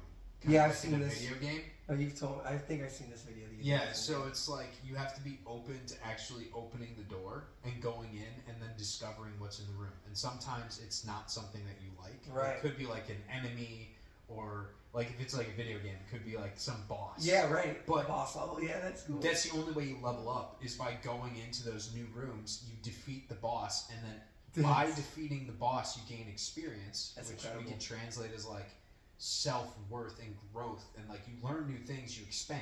That's the whole point of the game. You go through these rooms and you expand. Totally. But a lot of people, what keeps them stuck is that intention, and then they look at the door, and instead of just going and talking to the door or going through the door, just engaging with it at all, they have this idea like, oh, well, it's just for sex, or it's just for this. Totally. And so therefore they won't approach that conversation at all. Right. Because they don't know. They're lost in the sauce. They don't know themselves, so therefore they can't control their reality very well.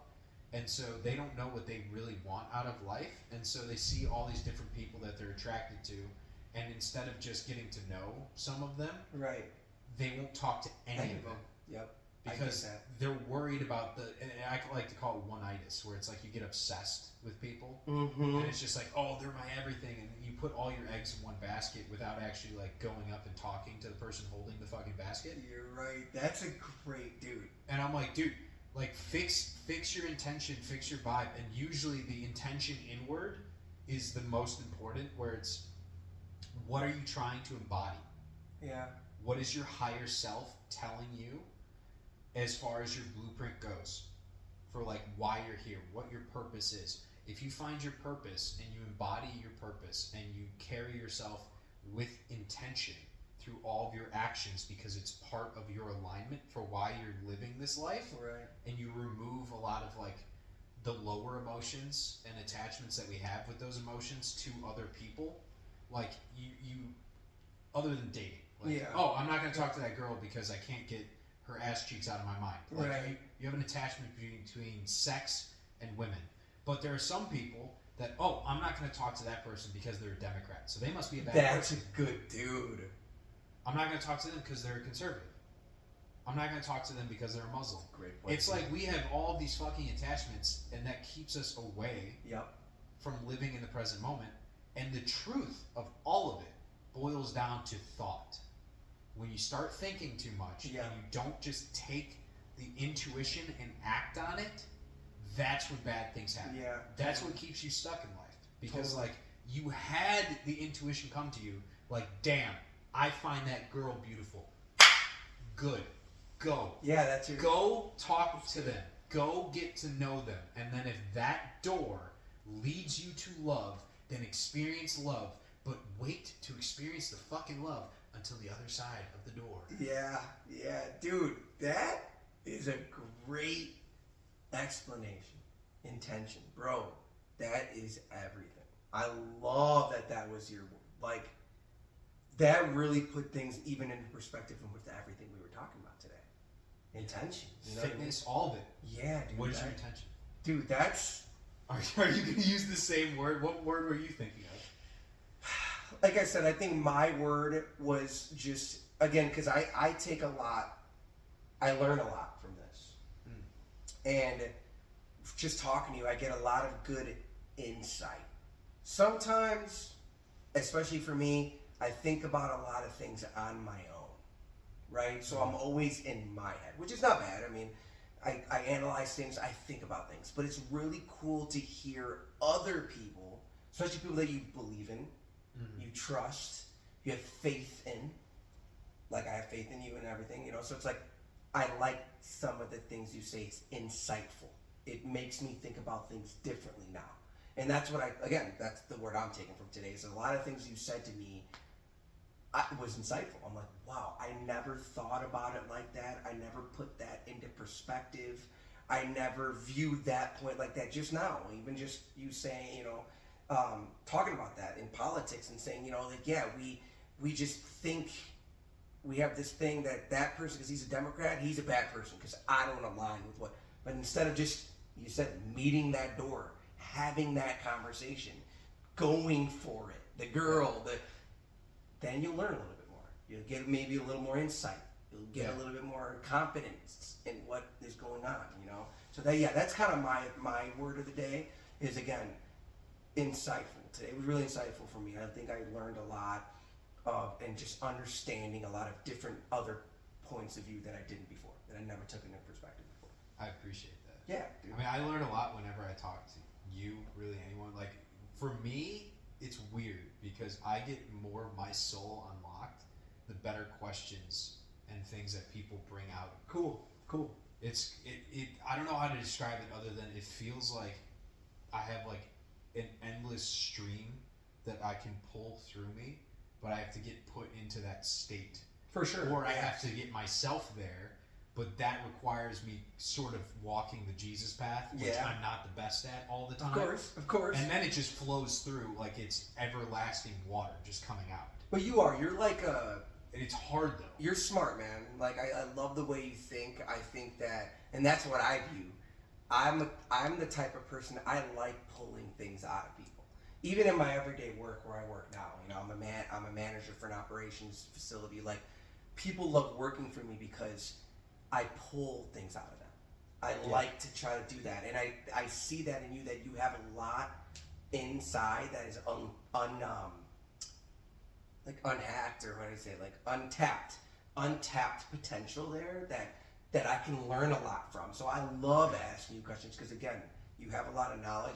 You're a very knowledgeable guy. I can tell you're very smart, you know, and like, it's cool to hear. It's cool to tap into that from you and dig into your brain. That's why, again, I love coming with the questions. I love, even before we do this, we have these bro, we've talked for like a fucking hour before. Easy, dude. It was easy. That's what makes it cool, bro. Again, like, that's why I think what you and that's why I believe in the things you say. Even from our first conversation, our first video, it's like I still took a lot of that stuff to heart. Yeah. I took it with me. The last 2 weeks that we weren't together, I thought about those moments. I went to the gym now. And again, instead of being a lustful person, maybe, looking around at all the other women, oh my gosh, I went to the gym more like, I'm coming here to go to the gym. Yeah. I'm coming here to work out. If a conversation is had with, I'm going to have it, right? Yeah. If I see someone and I want to ask them, I'm going to do it. I'm going to ask them because why not? I'm here to do these things. I'm here in the world to meet new people and do these things. So again, like I said, I think it's really insightful. That would be my word. I think we do a great job. You do a good job of depicting things, making me understand them, and helping me visually see it. For sure. Dude, I think this was a great time to be that type of person too. Yeah. The analogies you can make, I can use Star Wars. I know, you, dude. Yo, imagine the philosophers back in the day. Yeah, you're right. They just, what are they relating? They didn't have any fucking movies or anything. You said it perfect too, dude. This is like so real, man. Like, I love that about this too. It's so real. You and I really like. Yeah, I don't get to have these conversations often. Me neither. Yeah. This is why I'm doing this. I always like to reassure, like, and also I will say, like, with anything that I say or you say, it's not like we're the law. Yeah, of course. Right? Yes. Like I always ask everyone, like, use your own discernment. Like, try and remove your ego and whatever belief systems you might already have, and just play around with some of the things that have been said. For sure. And see, like, is there a truth to this? And usually in that, maybe it fits 100% for you. Maybe it fits 50%. For sure. But if there is some truth to it, it means that it can unveil pieces of you that might have kept you stuck. For sure. And, like, I'm only able to do what I do now because I've suffered for 30-something years of my life. Right. Like, I see what you mean. I've overanalyzed and dealt with voices in my head and lots of depression and anxiety and, like, all these things. Like, my brain never stops. Yeah. And, like, there's been points in my life where I sleep maybe, like, 2 hours every other day. Wow. Just because it doesn't fucking turn off. Yeah, you're just thinking about too much shit. I do that too, though. And it was like burning in hell, and then I was angry at myself for it. And then finally I realized, I was like, oh, well, I can start transmuting. I can take all these beliefs, and I started to see things. I started to see how my life changed. That's true. And got better, and, like, you can look younger. You can be more attractive. You can attract more money and opportunities and conversations and certain people, but you have to, like, step into it. You have to embody it. You have to be present with it. You have to live from that wish-fulfilled state where it's like, yeah, dude, I don't have to fear about anything. It's all going to work out. Yeah. It's all going to work out, baby. I love that. So it's like, I love it. That's all I would say for, like, the people. Like, just, if you have that thought, if you have that vision that comes to you repeatedly, please do us a favor. Yeah. And give it a shot. Give it a try. Because for sure, I'm a user too, man. I'm a consumer. Yeah, right. I can't wait to see all the new Freddie Mercurys that start popping out of the woodwork when people step into their highest alignment. Right, that's true. That's true. That I would love to see that. Actually. I can't wait to see it. Right, I would love to see when that. everyone starts acting on their fucking dreams, because I don't have those. Like, I think this is mine. Yes. Where it's like, I just want to raise awareness of the power of our minds and our thoughts and, like, stepping into alignment with God. I'm saying, like, hey, walk with this fucking guy, all right? Yeah, right. He's got the answers. He knows. He already did it. But, like, I'm not going to be the one on the stage. I'm not going to be the one creating all the art and all the music and architecture and all this engineering and, like, all the beautiful cities that we're going to have in the future and, like, endless food, the utopia that's built. Yeah. I can see the vision, but I'm not building it. Right, exactly. That's you. Right, that's everyone. They have it in them. Every single one of us, we have this blueprint. We all just need to get on the same fucking place. Yeah. Doing the same thing. That's a great point. Live from love. Live from unity. Love it. And you guys got to ask questions too. You know, I'm telling you, ask the questions, ask away. Give us some questions, because I would love to even just be able to get the people involved. Yeah. See what they think about it. I don't think they remember. Maybe it was so long ago, but I did that episode where we were reading through. Oh yeah, you said this. Yes. Reading through questions that people had asked. We got to do that. And it was the best episode because it was so fucking unhinged. Yeah, see, that's cool though. And I was like, yo, don't you guys want us to answer unhinged There was questions? one in the last one that was talking about the Matrix, I think. He was asking you about the Matrix, possibly. I don't know if that was a different video or the one we did. That's cool, because I want to learn a little bit about that Matrix scenario and how that all works. So definitely something cool to bring up. That's cool. We could do an entire. I would love that. Talk about the Matrix. I'm in. You know I'm in. Yeah, we do something I need like the whiteboard for that one. Let's do it. Because again, I want to. Those are cool things that I've heard about. I've seen, maybe read things here and there, but I've always wanted to dive into it. Really understand it. It's a beautiful concept. Cool. And I call it the Matrix, but like other guys like Alan Watts, he called it like the world of Maya, the illusion. Whoa. And so like it all boils down to just consciousness. Yeah. At the end of the day, like we are all the same consciousness, which is God, but then we experience the physical form, and we get here because we fall. So like we fell in vibration, because the higher vibration, we don't have this physical form.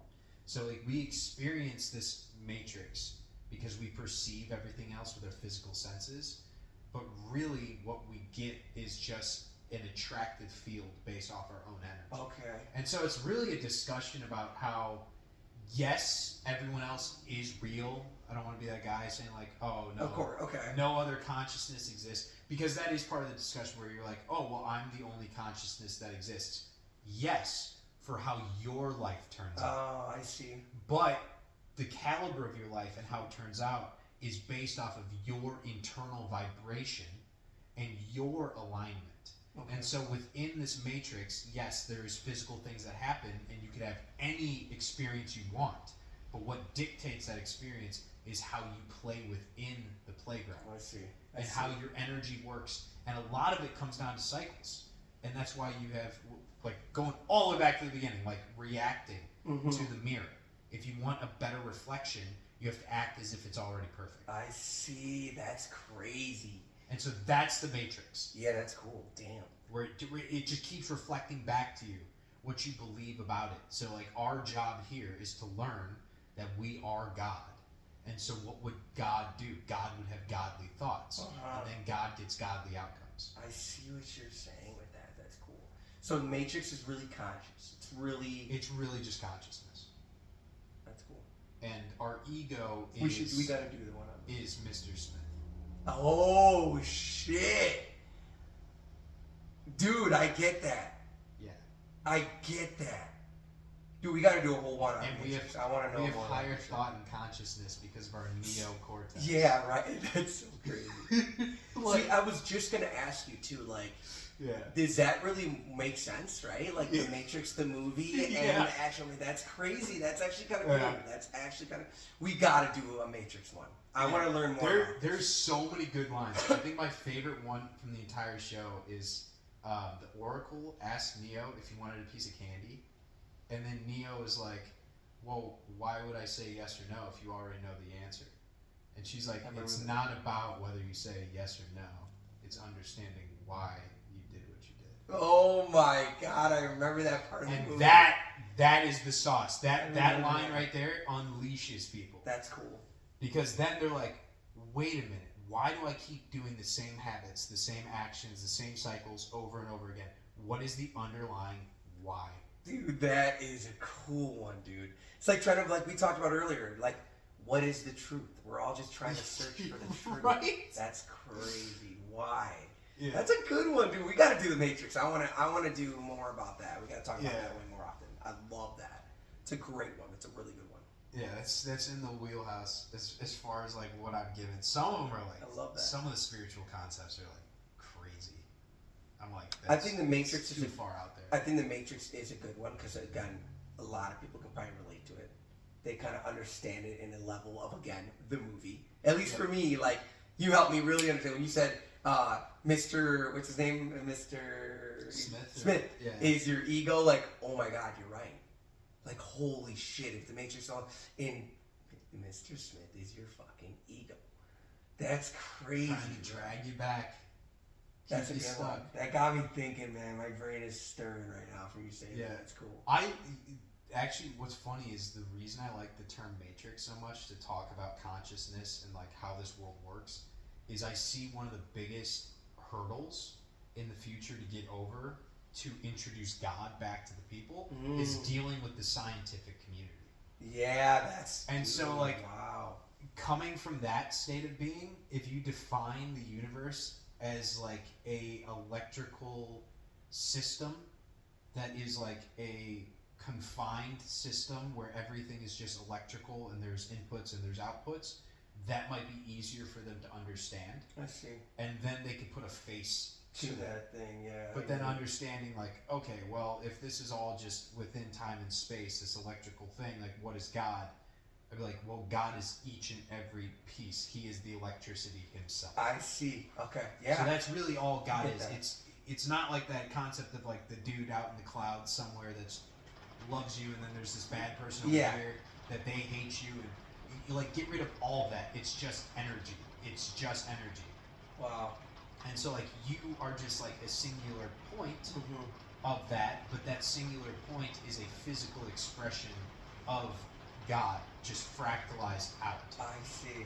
So that it's like there's 8 billion fractals of God, and we're all out here experiencing other versions of Him. Yeah, I get that. And the ultimate goal is to get all of humanity on the same page, and And that's what heaven on earth is when we all get on the same page. Like, hey, what if we all are God and we take off these masks that we call the ego? Yeah. And those are all the stories that have kept us stuck and why we haven't chased our dreams.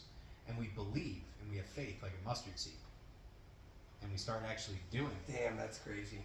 What would it become? And Right. I think that's why we haven't done it, is because we're scared of how great it could be. You're right, though. And we cope. That is what you're absolutely right. I think about that. That if we were all in alignment, what would that look like? It would be fucking insane, bro. You said it. We used military to clean up certain things, and we did different. We didn't have wars all the time. Like, we were just aligned. Like, that's cool. We probably wouldn't have governments. Yeah, we wouldn't. We probably would have like one overseer council or whatever that would just deal with certain things around the globe, just so it could, like, you'd still have to have communication. Right. But I would see it as like, hey, we want to build stuff over here, but we need resources. Where can we get that from? And like, we're pulling from all the different nations. Yeah. We're all working together on the same team. Money probably wouldn't be. No, we wouldn't need it. Yeah. I don't think we'd need the money. We'd just have some type of currency that we would all get paid for doing our part.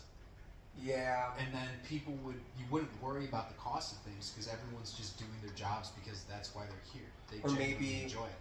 Because it wasn't, I don't remember if in the Bible you explained this to where, like, you know, like a certain amount. So if you have a family of 5, you get a certain amount of food and water to fulfill that which you need to survive in that little bit of family. So maybe, like, you know, it'd be like something like that where it'd be bartering system, maybe, where it's not so much like but it's like I make cows or I breed cows and you need milk. So here, I give you milk, or you have the seeds to feed my cows and we trade like that.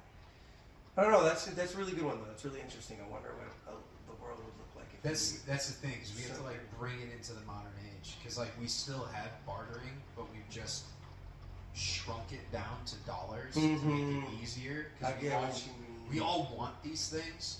But my question is, it's like if we all were working on the same page, I don't think if we were all in our highest alignment and all truly fulfilled within, I don't think we would need all the mega mansions for everybody and all that stuff.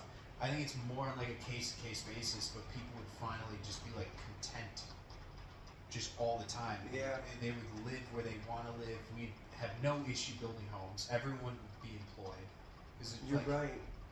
Yeah, like people would just do what they naturally want to do, and by a factor of them doing that, they receive other people's attention. Like, if you chase your dreams and you become a painter, people are going to want that. Yeah. I don't know what the currency is, but it's like there is an economy for everyone. That's it's crazy. fear that they've taught us that keeps us stuck thinking that there's a finite amount. Right. I get that. And finite is not of God. Yeah. That's lack. So like Totally get there's that. an abundance Yeah. of everything. Yes. And like once you get all the tech bros on the same page, and they're the word. I agree though. we got robots building Yeah. robots that are now building all the actual machinery I and know. technology in cars. Like you could crank out infinite amounts of resource. Like the sky's the limit. Yeah, that's insane. It's actually insane when we all start playing on the same team. Mm-hmm. And that's not even talking about like dimensional materialization of stuff. That will be way down the road. Yeah, right. That will be way down the road, though. You're probably right. Yeah. But still, I mean, it's a crazy concept to think about. The way that you talk about it all, like it makes my brain again. I love it, dude. You get me. I'm gonna have tons of questions. I love it. Tons of questions, dude. I can't wait. Yeah. So Ask some crazy shit. I'm gonna ask some good shit. I think yo. I definitely wanna talk about not just, you know, the relationship part of relationships, but the anatomy, right? Like that sexual drive. Now you're there. Like, what is it that would make a sexual partner a good sexual partner? Oh, Get to God. that point, right? We gotta talk about that type of shit. Yo. I'm telling you, we gonna be nasty. Yeah. We'll be nasty. I'm God, having some good questions. That reminds me of my own darkness a little bit, because there are days where I don't film, and usually those ones I'm pretty honest with the guys. I've told them before.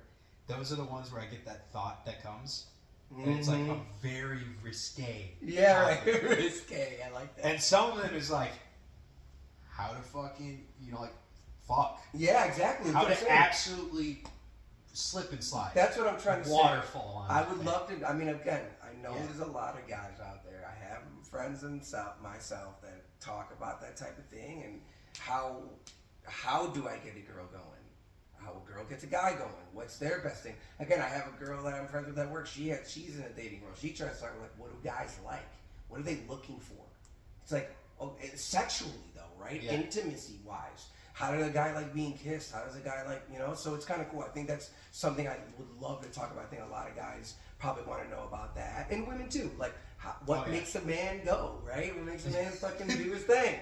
Rub it like a genie lamp. Right.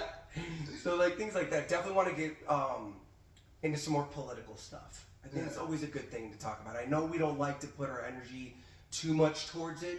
I think we're doing it the right way. Yeah. We're exposing sort of like the darkness and like they're trying to program us. Yeah. So we're focused on the war, but like bringing a level of awareness to that. Right. And seeing like, oh, well, wow, they are actually moving all of our energy and our consciousness to the perpetuation of war and death and disease. Right. We're doing it the right way. It's like trying to bring it back to like the truth. Like, hey, what if none of us paid attention to any of this? Like, what if it still exists? Yeah, you're right. I don't think it would. Like, if everyone was living like as if the other person outside of them was them, would we have death and destruction? Right. No. Yeah, exactly. But like, how do we get there? Yeah. I think, and I also want to talk a little bit more about health and fitness too, obviously. I love incorporating that part of it because I think you and I are both big workout guys. I want to know how I can incorporate my spirituality, trying to get closer spiritually with my lifting. Are there ways that I could, you know what I mean? Like go on spiritual journeys while I'm working out, like when I'm in the sauna, when I'm in the steam room. You always talk about zenning out at the hot tub. Are there certain things that I could do in certain situations to try to grow not just muscle and looking good, but mentally, spiritually grow while at the gym? Because again, for me, so for some people, I feel like, I have a family, so it's like, it's hard for me to find moments in my day to zen out, to be on my own, to just let everything else go. So it's like, when I do go to the gym, I don't want to just get big physically. I want to get strong mentally. Yes. So I would love to talk about more of that. How could I do that? How could you help me find that zen out in those moments? I think we could have a very long one. I always call the gym my Iron Temple, and I'm there to worship. I love that. That's cool. Iron Temple. I like that. That's dope. That's a good one. I gotta use that one. I'm gonna use that one. Because I zen out more as much as I do in the sauna and the hot tub. I zen out while I'm upstairs. See, that's sick. Okay, cool. That's what I want to do. I'm not even like present. I'm almost having like an out of body experience while I'm moving the weight. That's sick. Like to me, that is like an om. See, I need, dude. It's like a chant. It's like a spiritual experience because it's like all that pain, all that suffering. I have that understanding that is transmuted into the growth. You can't have the one without the other. Right. And so it's almost like I fall in love with the pain, with the pushing, with the sweat. That's cool. In the process, and I'm there. Like I feel the growth in the present. Right. And it's like you can see it too. And so like you fall in love with the straining and the tenuous nature of just lifting weights in general and how much you're struggling. Yeah, that's dope. Because it's like, see, I need to. You feel the changes. Yeah, right. I need to. That's what I'm trying to do. Yeah. Trying to get in that moment. Yeah, we are gonna be talking about some shit. Yeah, dude, we got a lot. All right, guys. Love you guys. Catch you probably next week or whenever. We'll catch you next week. Yeah. We'll catch you next week. We'll be back, baby. We'll be back, baby. Love you guys.